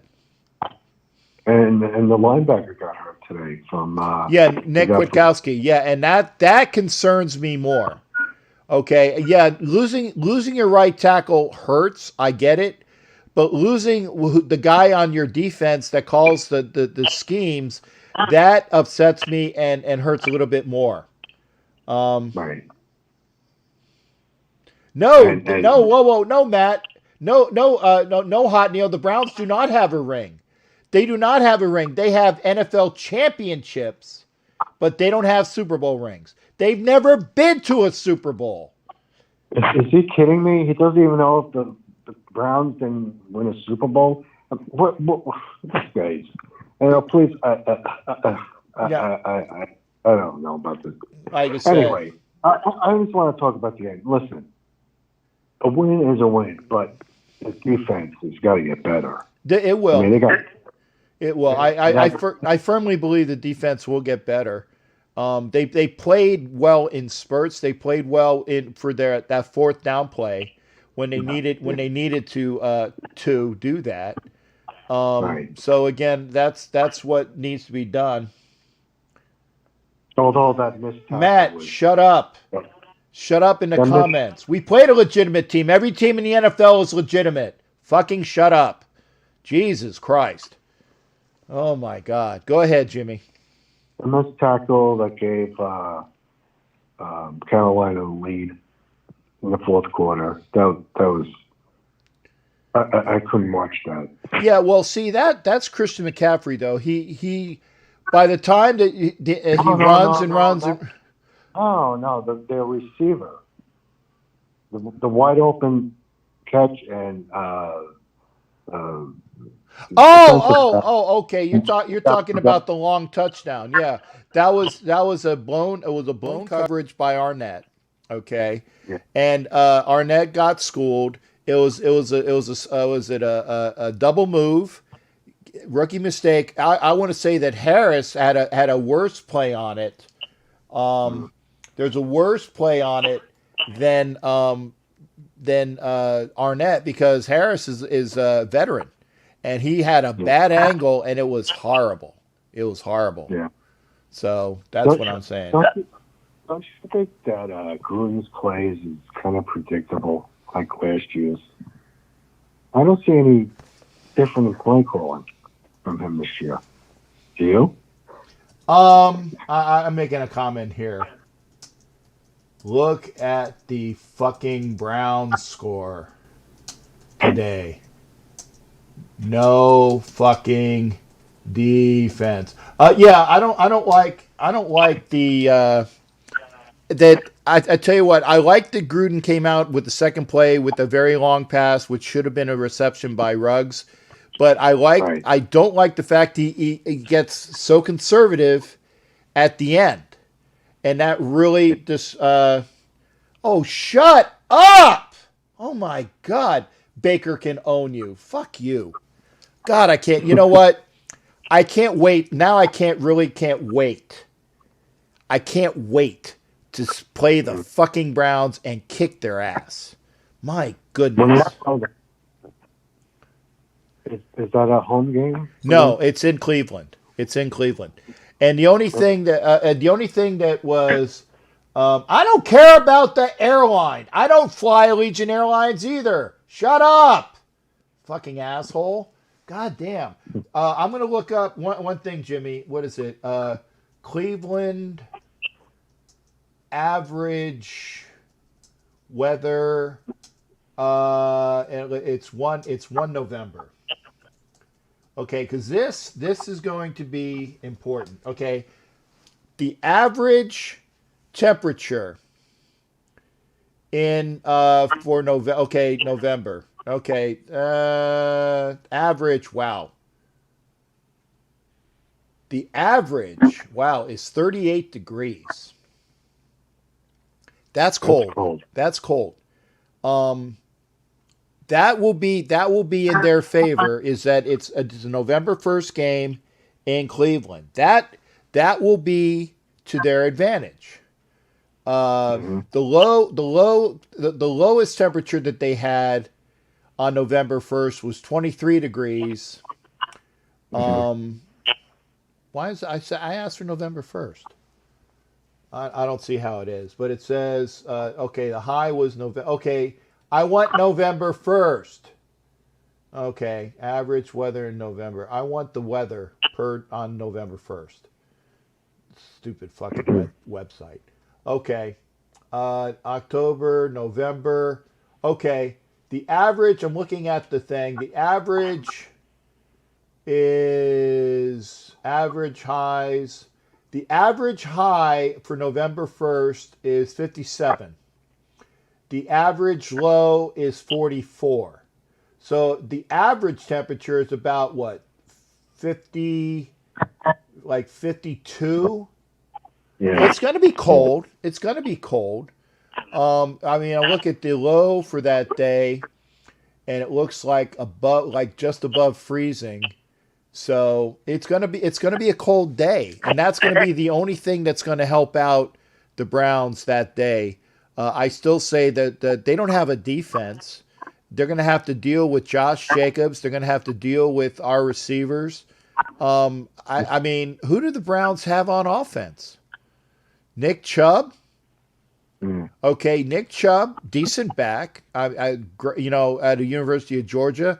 They have OBJ, who likes to get shit on, literally. Landry is not bad. Njoku,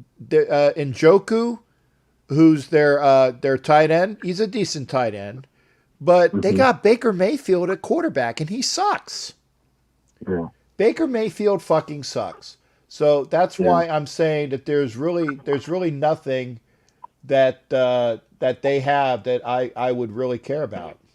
Is that Kansas City game going to be? When is that? Is that late in the season?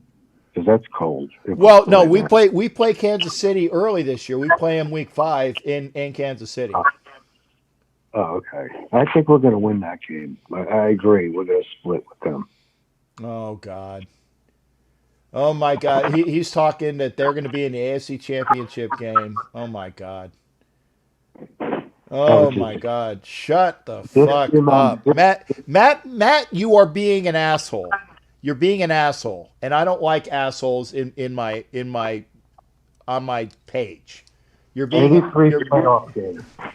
an asshole. So, there you go. And hi, Becky, for coming in. And so I'm going to allow you to talk about something. I know you want to talk, and you watched the other game today, correct?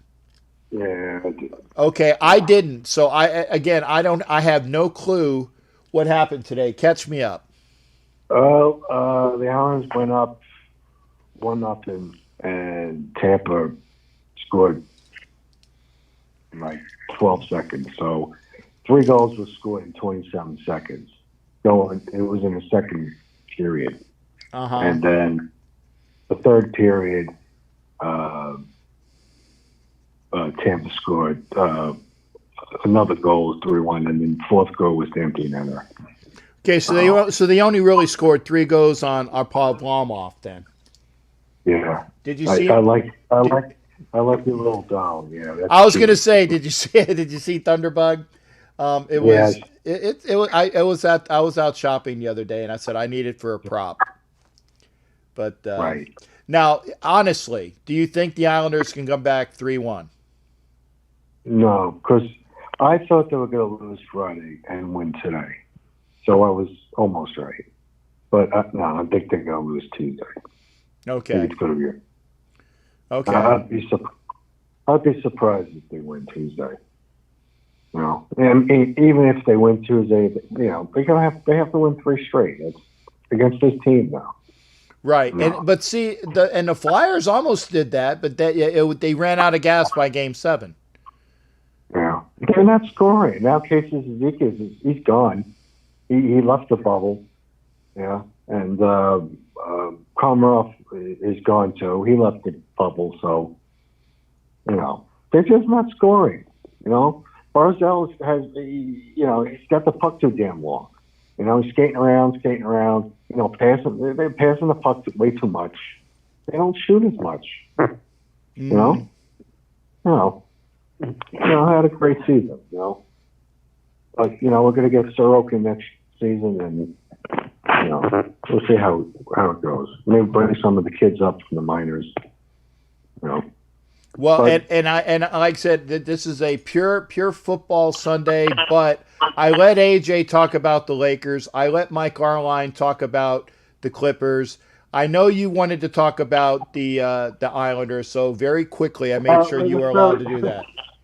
There's really nothing to talk about. I mean, the game 2 is where the season was lost. You had 8 seconds left in third period, and they scored, and you're talking maybe two series tied right now instead of 3-1.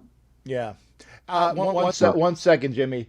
Matt Bouchane, if you say anything more stupid, I'm gonna lock you out of this page. Out of respect for your brother, I haven't kicked you out of this forum yet. So I tell you what, if you say one more fucking thing that's stupid, and the last comment I see is played in the cold desert rats. If you say one more thing stupid, I'm going to lock you the fuck out. That's all I'm saying. Say another fucking stupid comment and you're gone. You're gone. Heed the word, because I won't fucking go back. You say one more fucking stupid thing, you're out of here. Forever. I'm sorry, Jimmy. Go ahead. What was I saying? I got Matt on my mind talking about his stupid ass shit. Yeah, I got you. But you were talking about you said somebody was out of the bubble. Was it Parlamov? Yeah. No, it was Casey Zizekas, which he's good on the penalty kill. A buddy of mine said it might be a concussion. No, he was out the last game, and I guess he re-injured. He got hit again, and he's out. He's gone. He's done for the season. So, and Komarov he's out of the bubble too. So, it's not looking good. I mean, the Islanders played a really tough team. They got better talent than my team does. A lot better. So, what are you going to do? Yeah, but I mean, I appreciate you,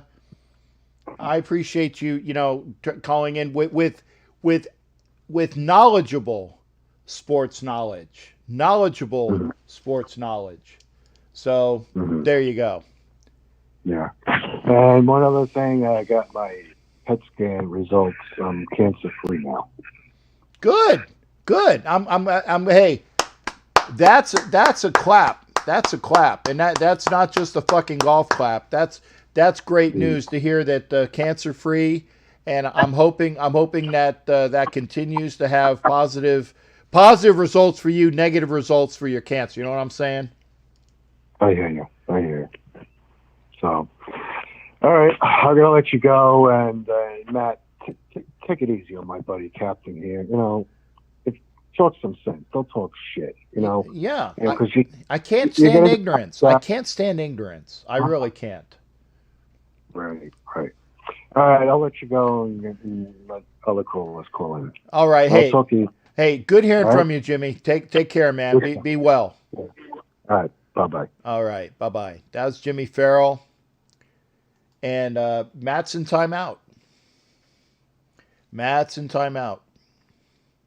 If he says something else again, that was your warning. You're in timeout. You say something else again, you're gone. I ain't dealing with this shit.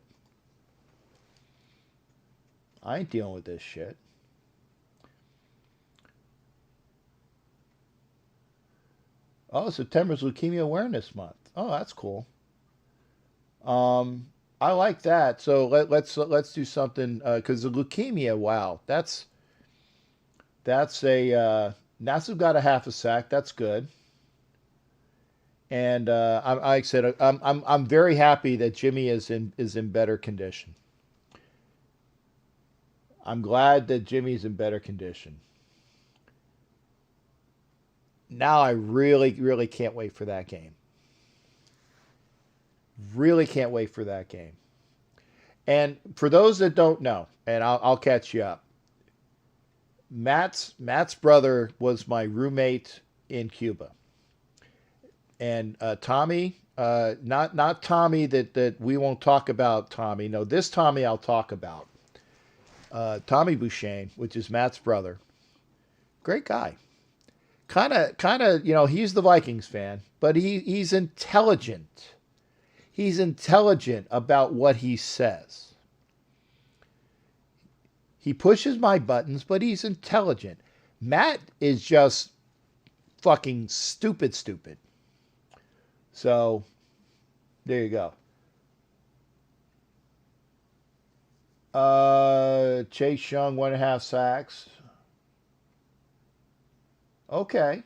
So basically, Nassib had a half a sack, and Chase Young had 1.5. So he's only one sack behind Chase Young. What really surprised me today was how well the Washington football team, otherwise known as the What the Fucks, the WTS, how well they played today. I was not expecting that. Really. Against an Eagles team that was picked to win the East by some people. Now, granted, other people are picking the Cowboys. 13 tackles. I don't think it was. I mean, when I did the stats, I didn't see 13. We did the stats later. Ryan, make sure you get over to my new profile. Did you guys hear my stomach? Was it that loud? I'm not sure if you heard the. It was pure stomach. Hey, it's 9:49. We've been doing this feed for an hour and a half, and again, it'll be thanks, Ryan, and tell Tawny as well. I hope she's doing better. 7 assisted, 6 solo. Okay. Oh, so that's with the together 13. There you go. Yes, there is a museum at the stadium, and I can't wait to go there. Can't wait to go there. But we do have a line open, and I think what I'm going to have to do is and I think I hate doing it, but unfortunately, I think that when we have Skype calls, I can't do video because it fucked up the feed both times. So I don't think we're going to be able to do Skype video. It's okay though. I much rather have the call anyway. So I'm gonna let China know. It's a bummer, but I would much rather have the sound with the call than the because again at both times, because you remember last time it did the same thing. It did the same thing. And we had the Skype call, and then I had the spinning circle of death, and it locked up. So, and I didn't have all my. I only have like a couple windows open. So, yeah, I like I said, the what we'll have to watch for with the Browns on November 1st is the weather, and we'll see. But I tell you what, his stupidity about how they can own us and all this other shit, I think the Browns are going to just suck ass. Suck fucking ass. But that's me. Line is open, 813-699-0834. Yeah, I get mad. I get mad when there are people that talk bullshit and they're non-factual. You can Skype call me, no video. You can Facebook message me, no video. But I love hearing, and obviously you can call me. So I guess it's, and again, I'd much rather have the conversation going than anything else. Are we done for the evening? I didn't hear from Jason Dean Hunter yet. Let's see who I haven't heard from. Mike Sarah hasn't called in yet. Hollywood would be cool to listen to. So Jason Dean, if you're here, let's see, notifications. Let's see what notification. Oh, Ryan Downs subscribed. Great. So Ryan Downs subscribed. Thank you for subscribing, Ryan. So now you are in. Now Ryan is in for the he's in for the helmet. He's got an addition to the helmet. And another thing that I say is, again, if you share a new video, okay? If you share the video each night that it comes out, then you up to 5 times. Well, you share it more, but I'll give you 5 extra entries for the Marcus Allen helmet. And I'm telling you, Oso has like 20 to 25 extra entries. Oh, Becky, I did it early. I did it early because we had an earlier game. So, and normally we had like a 9 o'clock start, but I had it was like an hour and a half the first time. And then we're on an hour and a half again this time. Oh, I got a thumbs down. Oh, well. I can care less. I can care less. It used to bother me. I don't give a fuck now. Don't fucking care.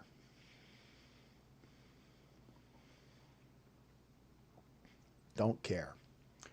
But we can hear from folks. Mike can call in. Oh, I'm sure. Big surprise, Hollywood. Yeah, I know. I like I said, don't fucking care. Yeah, the first time I actually started was like 6:30 Eastern. Was the first show. Then when I had the spinning circle of death, so we've been on for like 3 hours. We've had a long show, or a couple shows, I should say. Oh, we got a call too, which is good. And it's Mike. Yeah, okay, great. Let me get to the. Okay, there we go.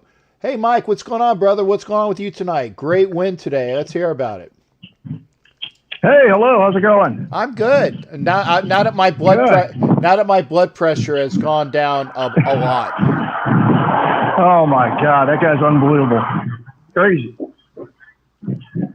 Oh my God. Anyway, go ahead. Anyway, so a couple observations today. I thought Jonathan Abrams was pretty amazing out there. I mean, he still hasn't really figured out the position yet because he doesn't have the experience yet. But right. I think once this kid does, he is just going to be incredible. He was all over the place. I mean, he made 13 tackles, but he was everywhere. And like I said, once he figures it out, he's going to be dangerous. I mean, he's already good.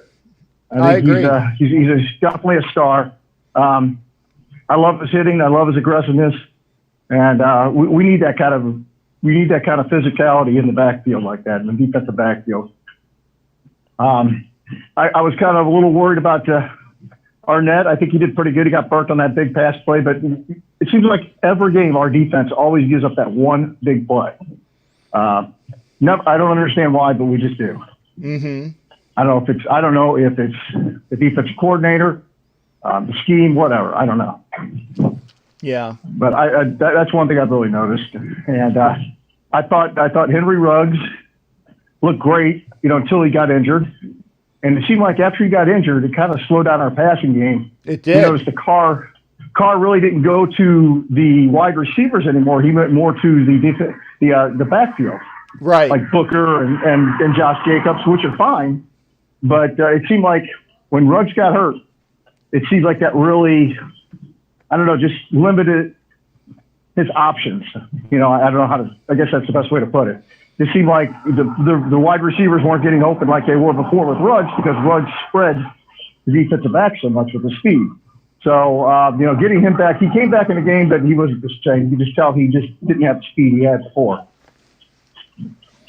Yeah, and I was going to say, I saw, it was immediate as far as the difference between when Ruggs was out there and then he came out in the second half and it's always on the field, but he was kind of like a decoy that he wasn't doing what he was doing in the first half, which was like running fluidly and doing all the things like that. Yeah, exactly. He just lost his speed. Yeah. But I think overall, I mean, I think Carr, hey, look at Carr, another fourth quarter comeback. Say what you will about him, but he does get the job done when you need him. Not every game, but, you know, he's had a ton of fourth quarter comebacks in his career. So I was impressed with that. Yeah, number 19. And today. as long as, is it really? I didn't know. Number 19. But, I just think as long as Josh Jacobs is rolling, the offense is going to be rolling. So, you know, those are just a couple observations. The defense, I think, you know, obviously wasn't solid. Came through at the end and won the game for us, so I was happy with that. I think we definitely got to get to the quarterback better, and I think that'll come with time. I think we'll figure it out. If Marinelli's got to get in there and create some way of getting to the quarterback, then let him get in here and do that. Somebody needs to, because we got to get to the quarterback or we get carved up. Yeah, and you know what? Our players on defense are good. I mean, they're not all Pro Bowl caliber, but you know, there's the makings of a very, very, very good defense there. You know, and maybe some Pro Bowls for these guys in the near future. But they have the capabilities with what they have is for the makings of a very good defense. And if it's Gunther not employing them correctly, then yeah, he's got to go. And what I think might happen is they might do it like surreptitiously, like maybe they won't fire him in like officially. They'll let Rod Marinelli do the game plan and let Gunther on the sidelines kind of like playing like he's playing defensive coordinator. But that's what I think. Yeah, you know, I don't know what the whole dynamics is with the coaching staff, and I'm not all ready to say let's get rid of Gunther. We don't really know what's going on. We'll figure it out. It was one game. You know, let's see what happens this next game, and we'll take it from there. Yeah, and I hope it. It can only go up, but up. It can only go but up. Yeah, I mean, you know, hey, you know, and Teddy Bridgewater is a mobile quarterback, and we almost had him a couple of times. It seems like we have trouble tackling mobile quarterbacks, and you know, obviously we have a couple in our division, so we got to figure it out. Matt, I'm putting you on timeout again. You're being an asshole. Oh my God. Put user in timeout. He's in timeout. He's just being stupid again. Yeah, and you yeah, know, he sounds like he's wasted. He goes, do you know what I do? Do you know what I do? I'm like, I don't know. I don't care. Here's the thing. I know what I do. I know what his brother does. So unless you can impress me, Matt, with whatever the fuck you do, I don't care. Okay? Because then if you say, why I work for the government or I work for the FBI or something like that, so then you're using your position to threaten me. Okay? Because that is, oh my God. That's what I want to, you know, oh my God. Anyway. But, you know, so it's like. Yeah, I'm getting this. Go ahead. I have this loud buzzing. Yeah. I have this loud buzzing, so I can barely hear you. So I'll let you go, but I just wanted to give my 2 cents in on what I thought of the game, and we'll look forward to next week and hopefully get another win. Okay. Well, hey, thanks again there, Matt. Oh, thanks again there, Mike. Sorry to say that. And wow, it's loud out there, so you take care of yourself. All right. Take care. Bye now. All right. That was Mike Sarah. Hey, LaTroy Dixon. LaTroy Dixon, thanks for coming in. As a Panther fan, okay, as a Panther fan, Troy, I would like to have your input via a phone call, if you don't mind. We're hearing that Matt is either he works for Facebook, Matt does Hollywood, maybe he's a porn star. I don't know. I don't care. Put him in Facebook jail. That would be funny. But LaTroy Dixon, as a Panthers fan, I would love to have you call in. And the number is right there, 813-699-0834, 813-699-0834. This way we can talk intelligently, unlike when some people up here, and LaTroy, this does not include you because there's a person that's watching the show that is speaking like an adolescent 13-year-old, and that's being kind. And I haven't, because out of respect for his brother, I haven't locked him out of the page. But, now I get 2 thumbs down. Oh, my God. Oh, boy. Now I did it. I got 2 thumbs down. Now, one's from Matt. One's from Matt, and the other one is probably from the guy who always gives me a thumbs down. Can you guys do me a favor? I got 17 that are watching now, okay? Could everybody give me a thumbs up? And I want my percentages to be, if you haven't given me a thumbs up yet, please go and give me a thumbs up because I hate the percentages.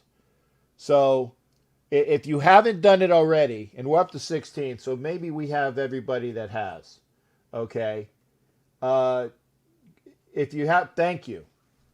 Because I want the percentages to be at least better, okay? Ooh, 3 thumbs down. Fuck. Oh, shit. So now somebody gave me a thumb. If you meant to give me a thumbs up, please go back and change it. There you go. Thank you. Woo! I've only had one show was a 3 thumbs downer.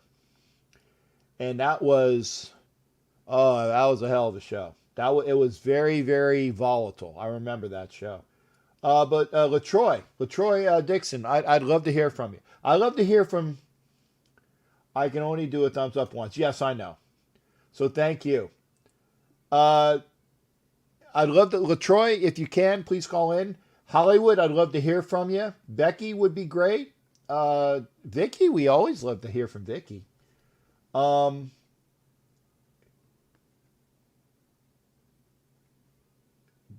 will be gone.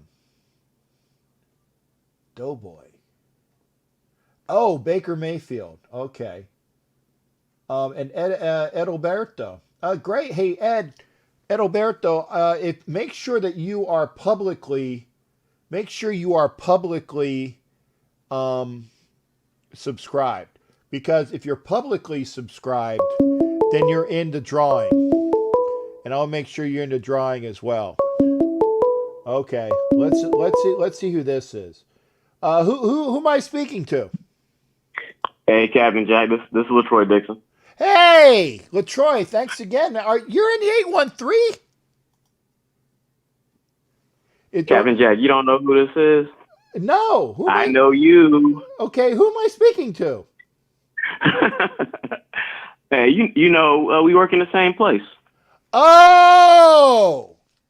Now, okay. Now I know who I'm speaking to. I got you. But the name was not hitting me. Now I know who the hell I'm talking to. How you doing, brother? Hey, I'm good, sir. Hey, so the game today was like bittersweet because if you recall, prior to the iteration of the Panthers, coming into the league in 95, 96 time frame. Right. I was a Raiders fan. I know you were. We've spoken about this at that place we work at that I haven't been to for so long. Oh my God, never mind. But so it was bittersweet. I think that a lot of the game I did not actually I was unable to watch. I listened to a lot of it on XM radio today. Okay. And I was disappointed to say the least. Yeah. But I don't know. Do you think was it a legitimate win? Was it overpowering win, or was it was it really that tight of a game though? It was very tight. It was a very tight game, and that's why I have this asshole that's that's my a gentleman that does the same thing that we do. That was my roommate down in Cuba. His brother is in here talking shit about his Browns, and so he just got so stupid. I put him on timeout like twice. So that's what all this conjecture is about his stupidity. But he's like, well, play a legitimate team. Blah, blah, blah. They're a sub 500 team, and I'm like, wait a second, they were 0-0. How can they be a sub 500 team? It's stupid comments like that. Now they're sub 500. But here's the thing, though. Okay. It was a legitimate win, but it was very tight, and that's why it was very touch and go. Did you see the fourth down stop at the end? No, so I did not catch that. I was unable to catch that. Right. Bridgewater played very well today. Again, I'm not going to say this because I'm a whiner, but there were a lot of holding calls that were not called against the Panthers today, and some of them were so damn obvious. It was like the guy, like Max Crosby, who I know the guy that should have been Rookie of the Year last year, but they gave it to that other guy who played for the Niners. Max Crosby was mugged in front of everybody and their grandmother, and is throwing his hands up like, you can't see this. So there was a good 2 to 3 holding calls that were not called. I think they called one finally. The Panthers, McCaffrey played so well, but I knew that coming in. I said, hey, as long as you keep McCaffrey from, you're not going to stop him. You're not going to stop Christian McCaffrey. He's so good, but you limit his effectiveness. And he still got 2 touchdowns, but he didn't overwhelm the Raiders, kind of like when McCaffrey had that game against the Buccaneers and just ran over him for 150 and 100, a total, like 150 on the ground and like 100 in the air. You know what game I'm talking about, right? When he just totally ran over them. So when I saw the final stats, though, like you said, he had 2 touchdowns, and I think he had 23 carries for like 93 yards, something like that. And I was just like, he did well. But I honestly, I watched a couple of other games, and I was kind of like, I was awestruck by some of the guys who wanted more money this year in the league and what kind of contributions they had today, such as like Kamara and who else got paid? A couple other guys got paid. Like they got paid a lot of money recently. Mm-hmm. And I didn't think that they really showed up on the field like they should have, which seems to be a thing that occurs in the NFL. Is like once a guy gets a big payday, it's almost like they don't show up the next time. And I didn't feel that way about Christian McCaffrey, but he did play well, but I just expected him to do a little bit more. So yeah, no, but he ran effectively. It was. And I wanna thank your coach for helping us out on the 4th down play, because there was another play similar it was like a 4th down play where he ran the fullback for a 1st down, and then he ran the same play again when they needed it for that 1st down at the end, and the Raiders were ready for it. Yeah. And that's what helped the Raiders out, because they had seen the play. It was 4th down, same type of thing, and they're like, okay. They're going to run the fullback. And if the guy hadn't have done that the first time, then I think that I think that's, better that Matt Rule did it. And so I think it was a matter of, and again, it was like because Matt is denigrating your team. Your team is not a bad team.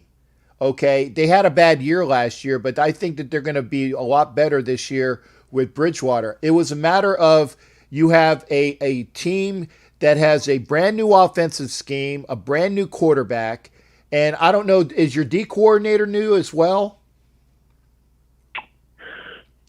I would think so. I didn't think that we had a new coordinator, but I'm not gonna lie to you and say that I really. Well, yeah, you got a brand new coach, Matt Rule. Yeah. Your offensive coordinator is the guy that was LSU's coordinator for Joe Burrow last year.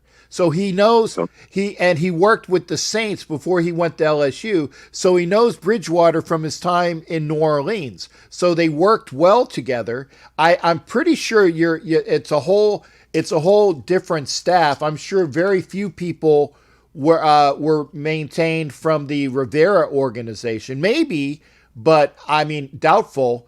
But when you have a new an influx of new personnel with new coordinators and all those things, and then you try to ram it down somebody's throat in the COVID year, it doesn't bode well, which is why the Raiders had a little bit of an advantage. This is year 3 of Gruden, year 3 of Gunther, although the Raider defense, at times just was outmatched.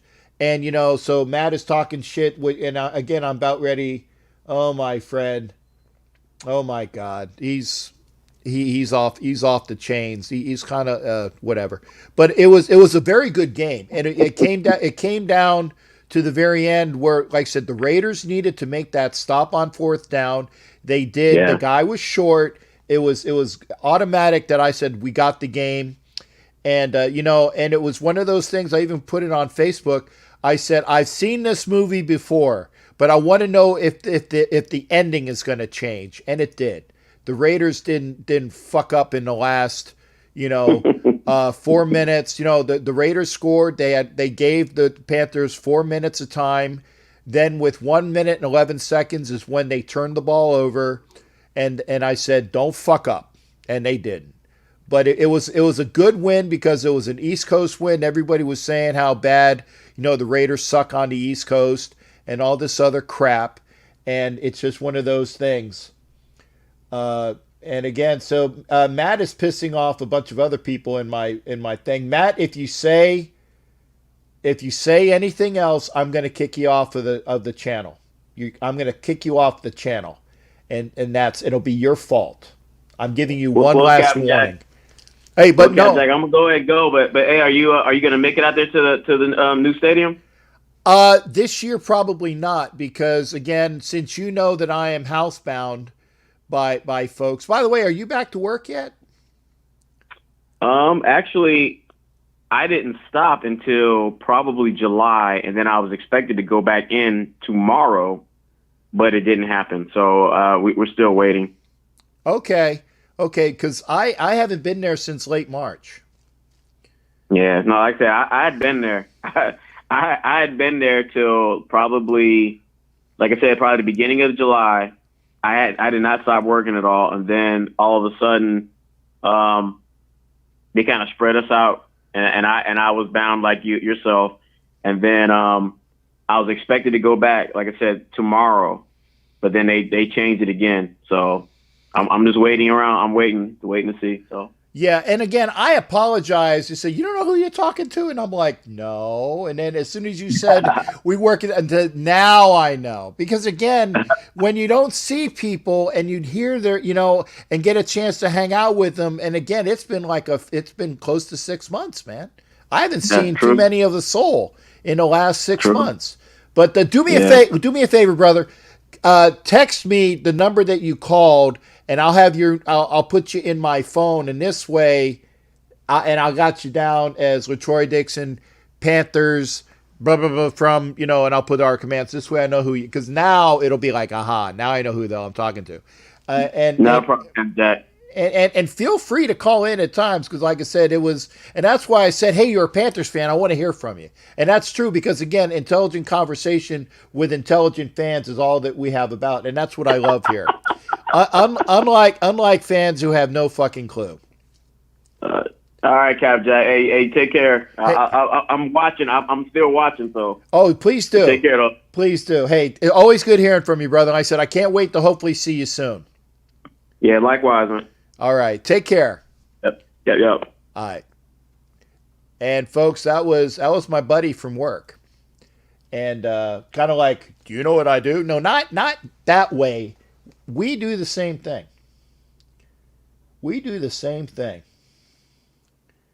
Oh, I did cuss. Matt Bouchane, I'm saying this, like I said, and great call. Thank you, Hollywood. Somebody who gives analysis and knows what he's talking about. Matt, like I said, if you say something else, if you piss off another person, I'm walking you off the page. Great patience I've had for your shit.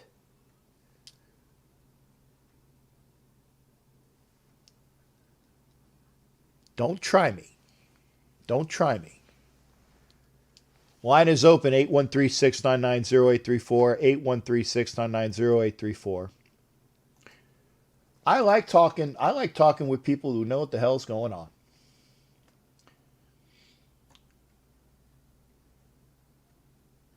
And don't fuck with Vicky. Don't mess with Vicky. You mess with Vicky, you mess with all of us.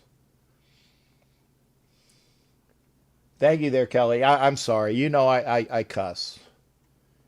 But I'm first off, if everybody doesn't know, like I said, Kelly is Asylum says that all but one of our calls was intelligent today. Thank you.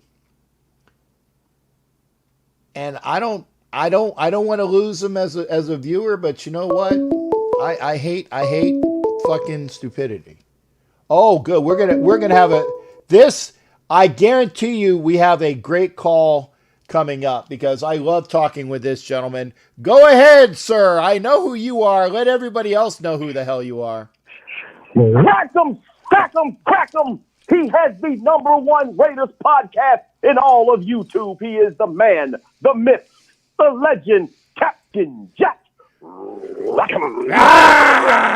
I love it. All right. Hey, Raider we gotta G. win. We gotta win today, baby. That's you know what right. I'm saying? Oh yeah, Captain. Before I get into my little spiel, man, what did I tell you a couple of weeks ago about monitoring these non-Raider fans calling into your show? I'm not calling no names, but belonging to a specific team. But that's another story. Yeah. But anyway. Okay. you know what? And I tell you what, Matt, I'm letting you go. You are hidden. You are hidden. You're gone. Bye. Wow. You're gone. Adios, senor. You're gone. You're gone. Ballsy Raider fans. Fuck you. Fuck you. You don't have to worry about him anymore. He's hidden. No more. Hey. No worries. Go ahead. Go ahead, G. Always great. Hey, just want to talk about the win today. Yeah. I'm happy that we won, first of all. You know, I've been critical of Derek Carr, but he played a pretty good game today. I was real impressed with the offensive line and how we bounced back. We basically had to play with our third offensive tackle. Yeah. I love our running game. Our young players, we really looked good. And I think, in previous shows, I have actually said I wasn't really too much worried about the offense because, it's our third year in the system. Most of our starters were returning, but I was going to be worried about the defense, mainly because we had 3 starting brand new linebackers. But it wasn't the linebackers that really, I guess, pissed me off today. What I was really disappointed with was our defensive line. Yeah. And I didn't like the we didn't have consistent pressure on Teddy Bridgewater today because our defensive line, all of our starters returned for the most part, with the exception of Malik Collins. But Malik Collins has had that relationship with our defensive line coach. So I'm thinking, okay, so the defensive line should be pretty straight. And I mean, from a run standpoint, we were ranked 8th in the league last year, and they pretty much ran all over us. So hopefully we can get that fixed. It's the first game of the season, and I'm just excited about playing against the Saints this week, but I'm glad we came out with the W. The defense, they did not break. At times throughout the course of the game, we looked like, I don't know if it was communication issues, but, I definitely liked what I saw from John Abrams, but we made the play that basically saved the game. And as a fan, that's all you want to see. That's all you want to see. Yeah. Yeah. And, that the thing is that the defense played well in spurts. I will say, like I said, there was and I was talking with LaTroy about this because LaTroy is a Panthers fan, and he works with me, and I was like, no, I don't know who. And then it's like, I know who I'm talking to now.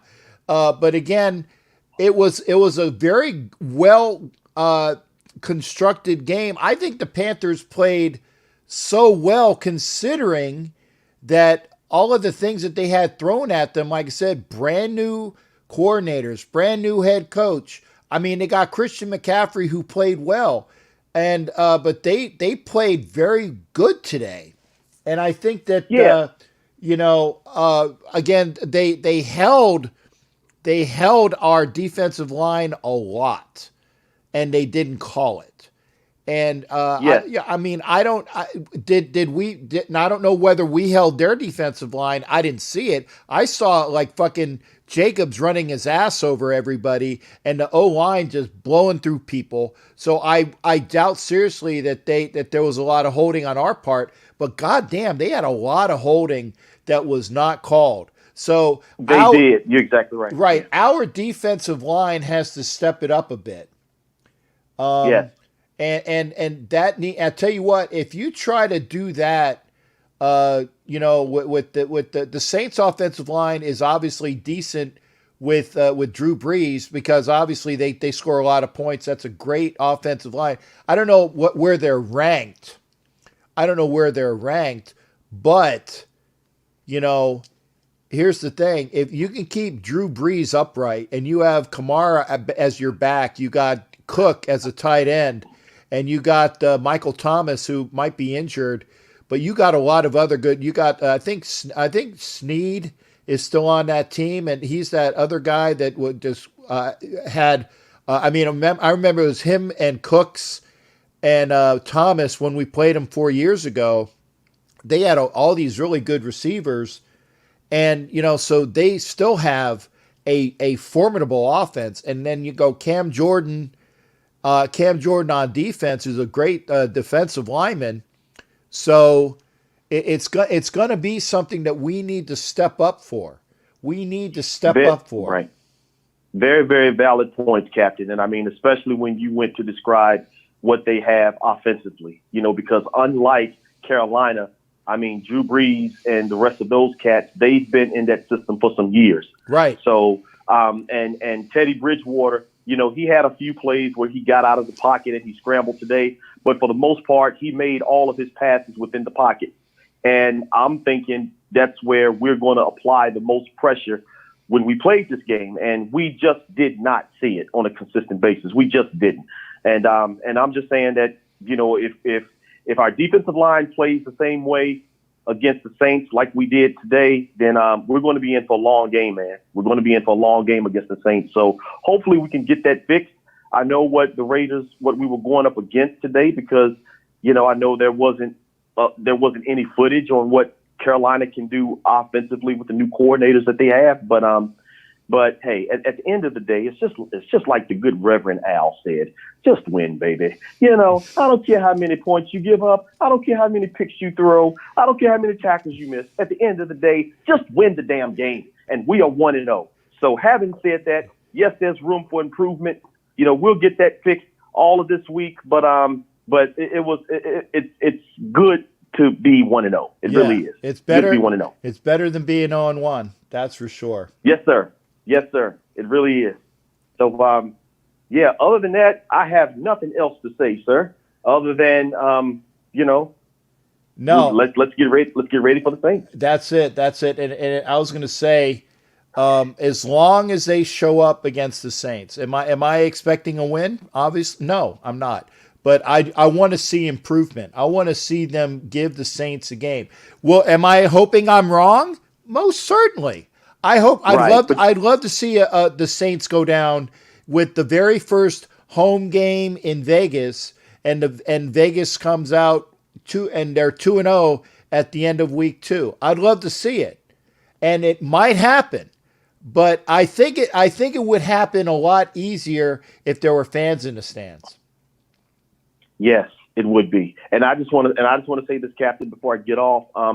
I really liked the play calling that John Gruden was doing today, because it seemed like that our offense was a little bit more creative this game as opposed to how we looked last year. With Ruggs, we were running bubble sweeps. We were running reverses. I saw a flea flicker one play. Oh, I love the flea flicker. Yeah. Yeah. I'm like, wow. And I'm like, you know what? Hey, if this is a sign of what we're going to see, throughout the year, then, I'm really excited about our offense. So yeah, man, it's, of course we need improvement, but like I said, we're 1-0. We're 1-0. Yeah.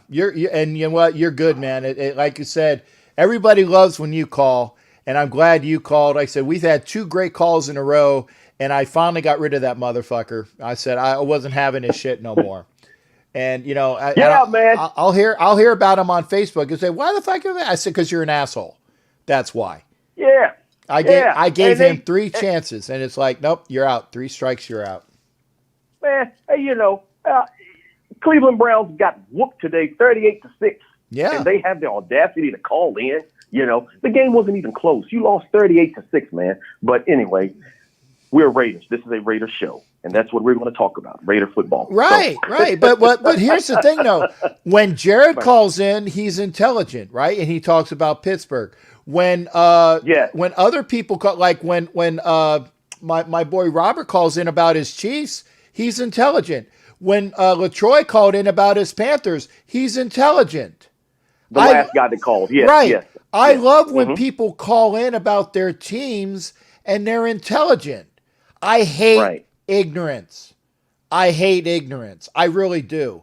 I can't fucking stand it. It's like the button that they push. I can't stand ignorant people. I can't hack it. They let my fucking blood pressure go up too fucking much.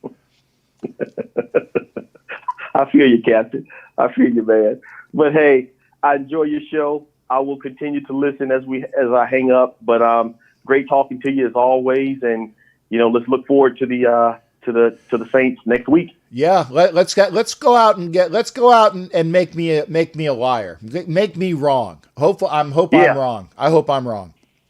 And I will, and God willing, I will be out there in Vegas with rest of Raider Nation, and we all will be giving you our shouts from Nevada, baby. Oh, please do. So yeah. Be out on the lookout. I will. Out on the lookout, Captain J. And I tell you what, even though it's a Monday night game, and I don't know what Homer's going to be doing. I don't know because we're supposed to be doing the show. It's Homer, myself, and Asylum. Asylum's still here. I didn't forget you. That's for Asylums. He says I always forget him.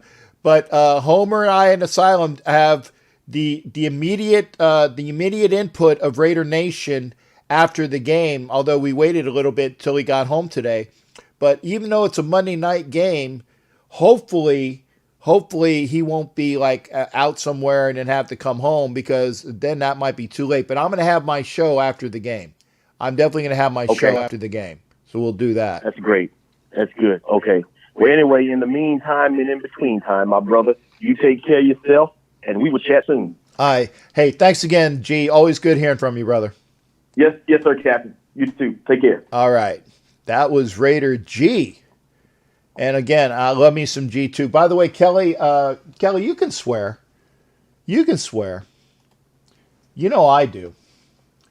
And I like that. Brady was pissed the entire game. Oh shit, I said his name.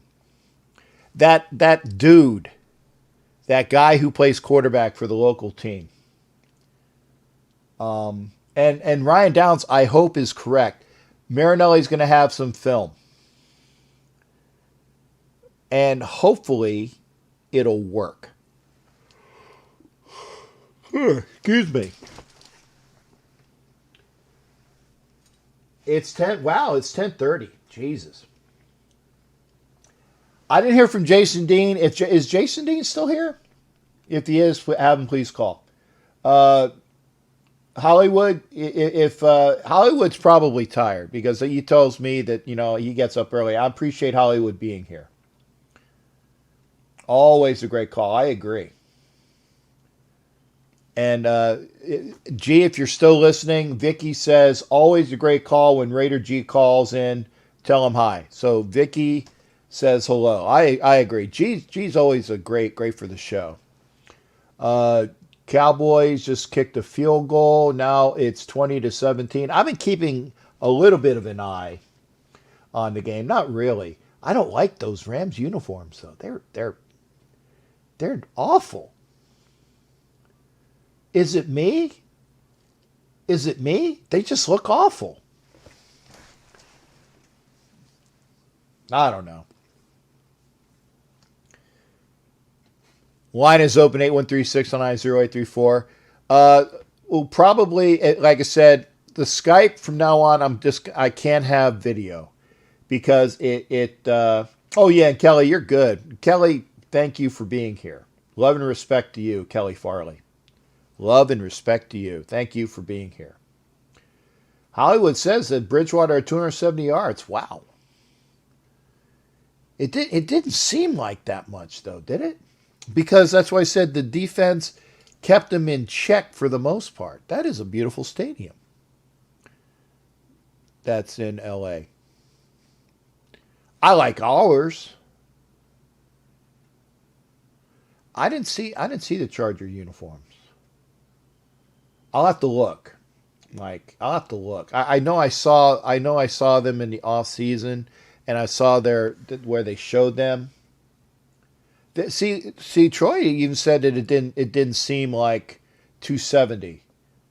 Okay, yeah, 75 on one. Well, yeah, that was the Robbie Anderson play. So maybe, yeah, that's okay. So you take that play out, he only had 195. That's why. Block him on Facebook. We'll see. Maybe. If he's going to be an ass, I'll block him on Facebook too.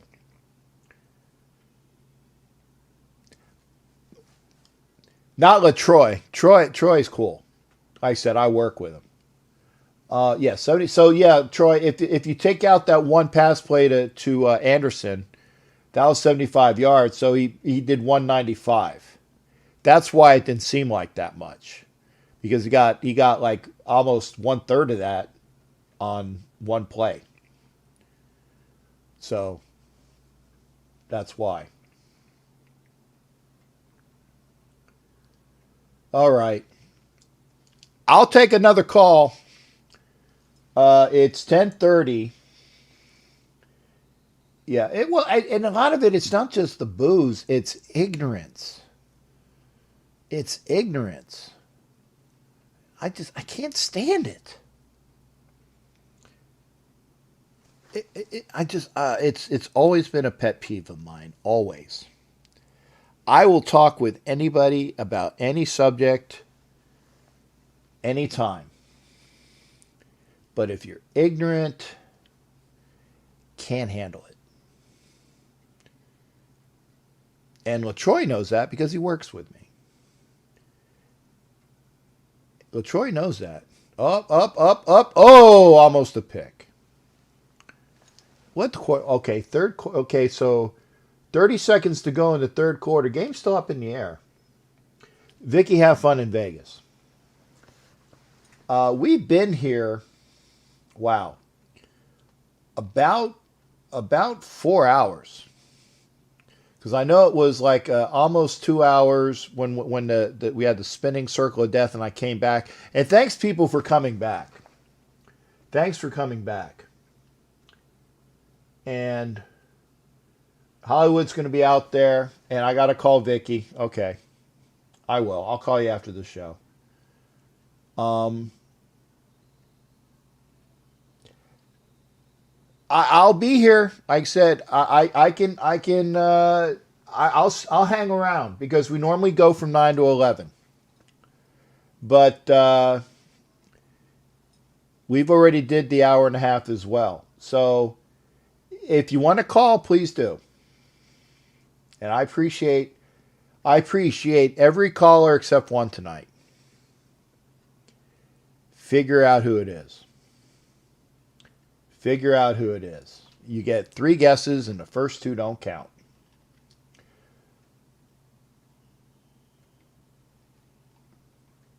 Ryan, I said Ryan can call in.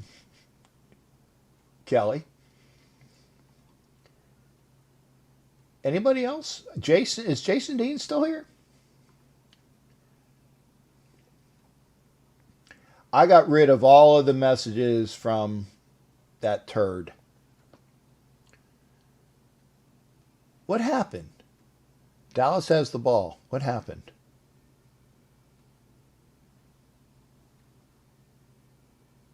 I didn't see it.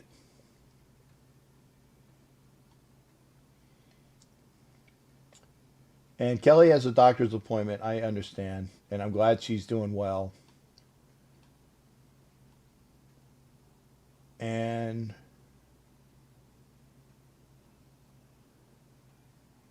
yeah, and one last thing, I see this. If Hot Neil, if the Raiders go 19-1, Hot Neil gets something special from my room.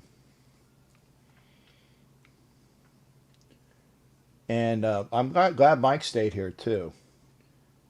Yeah, I know he's annoying. Yeah, I it's like I'm glad I got really cool people to call in. And I see that Cam game on East Coast Monday will be late 12 or 1. Yeah, okay. Yeah. I know. For the Monday night game, yeah. But you'll be here.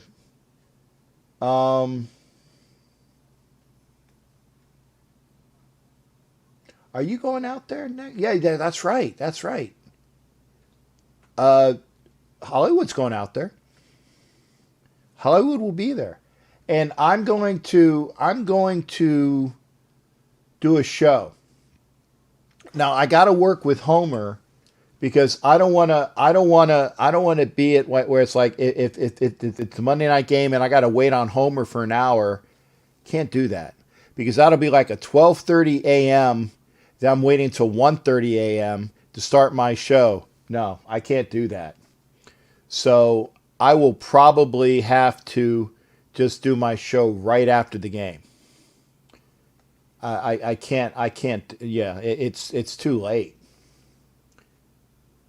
Okay. Hey, thanks, Ed Edoberto. Hey, Edoberto, make sure you are publicly subscribed, sir, please.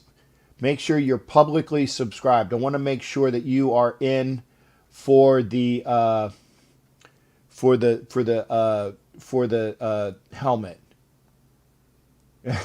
Tahir Whitehead did help us win. Good comment. What do you have? 2 pass interference calls? At least 2. At least 2. And wow, they were at the inopportune times. Okay, and Hollywood will call in next week too after the show. Thank you, or after the game into the show. That'll be great. Okay, it looks like I don't have any more calls. That's fine. It's 10:40, and I appreciate everybody being here. I really do. I'm gonna have to tell China that it's that I'm pretty sure it's the Skype video that is locking up that's locking up YouTube, which is upsetting, but I'd rather at least hear from her. Jim Plunkett signed memorabilia about what? I got some Jim Plunkett signed memorabilia. I do. No, Doc. This is other Doc, by the way, the Patriots fan. No, I'm giving out a Marcus Allen helmet. If you win. Now, Doc Cabral, if you win, I'm not sending you Marcus Allen helmet. I'm sending you a $50 gift certificate. But you gotta be in it to win it. I am going to do this because I'm a little bit tired too, and I don't see anybody else calling. So what we're going to do is this. I'd like to thank everybody who called in. Could I get you one? Jim Plunkett signed memorabilia? Yeah, probably. I can ask Doc. Do you want you probably want Patriots ones though, right? Being that you're a Patriots guy, but thanks for being here. No more camera time for China. I know, and it's upsetting, but I don't want to lose the show because again, each time it appears that I do that, then it locks up after that. You'll take both.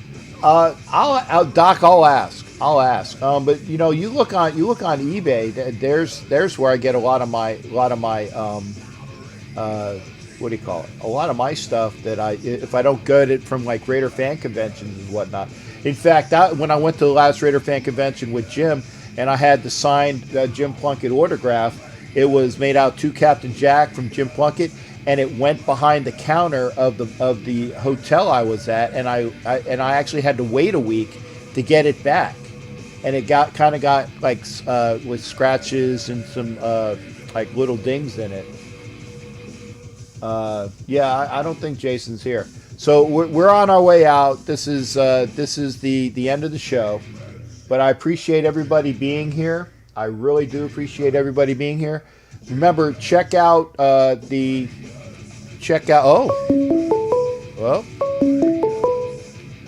Famous last words. Okay. Doc, you are definitely the last call of the night. So what's going on?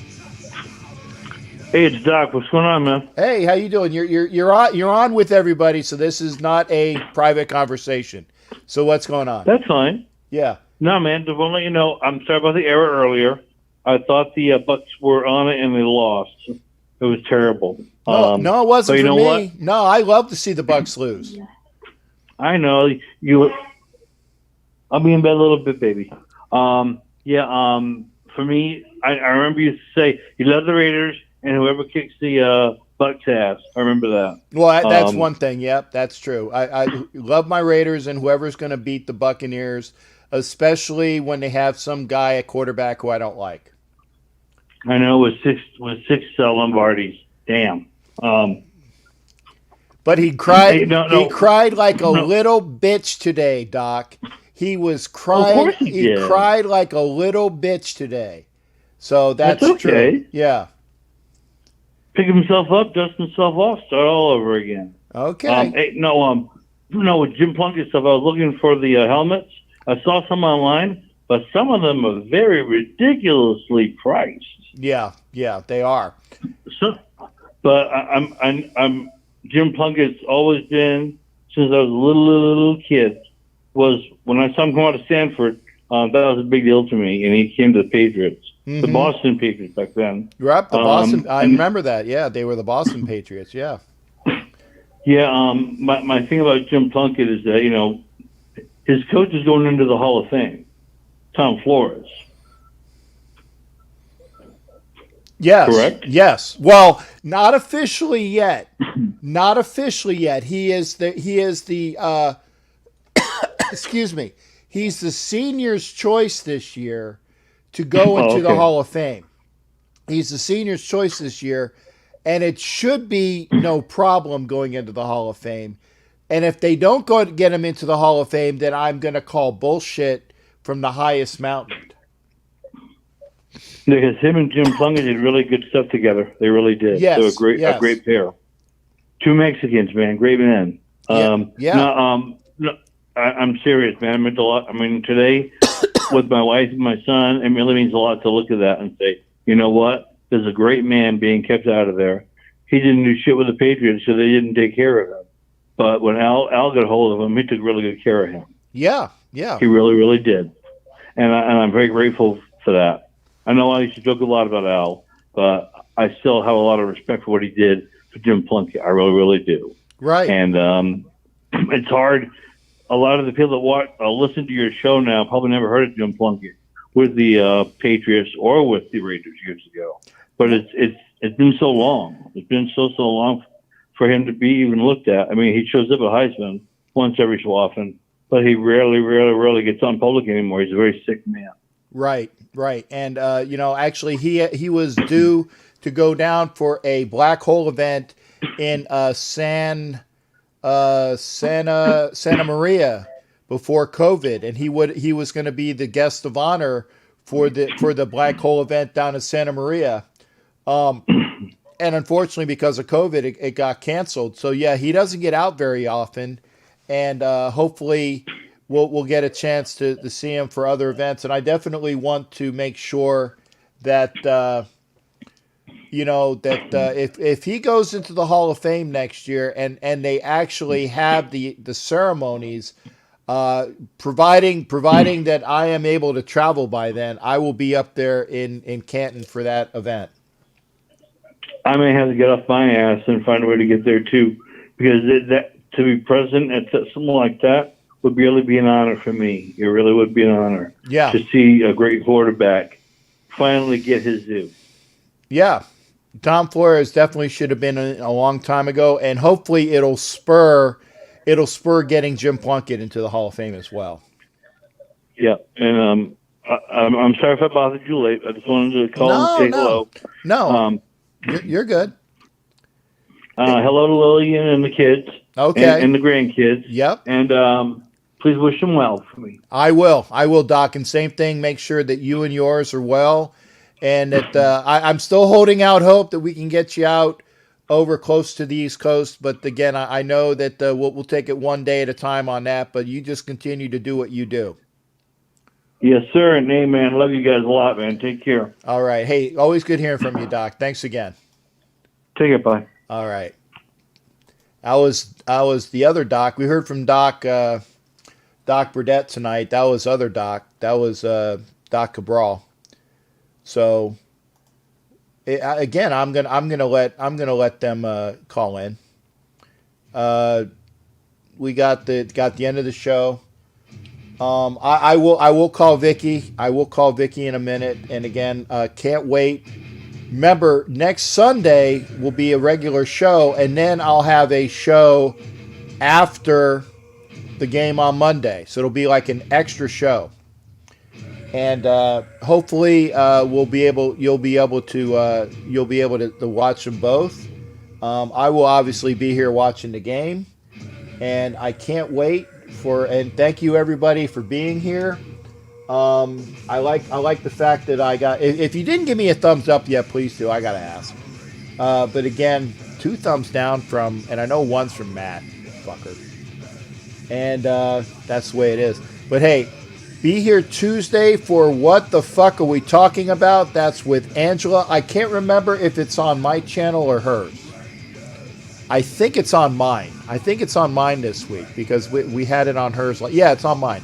So Tuesday night, 9 o'clock, What the Fuck Are We Talking About on my YouTube channel.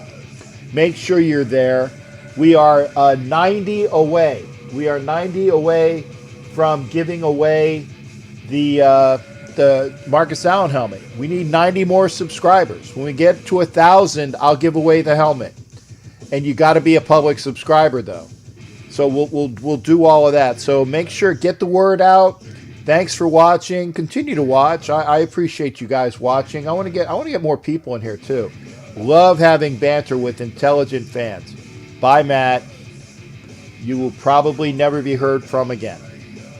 Can't stand ignorance. But if you give intelligent insight, I'm gonna watch. I'm gonna let you talk. But if you're gonna be stupid, not gonna deal with it. Anyway. See you Tuesday night. What the fuck are we talking about? Myself and Angela Pacheco, otherwise known as Silky, Sexy, Sultry, Sassy, Saucy, Sarcastic, and Sensational. Santangelo and the Salty Captain. We'll see you Tuesday. And tomorrow I'm on Muddle.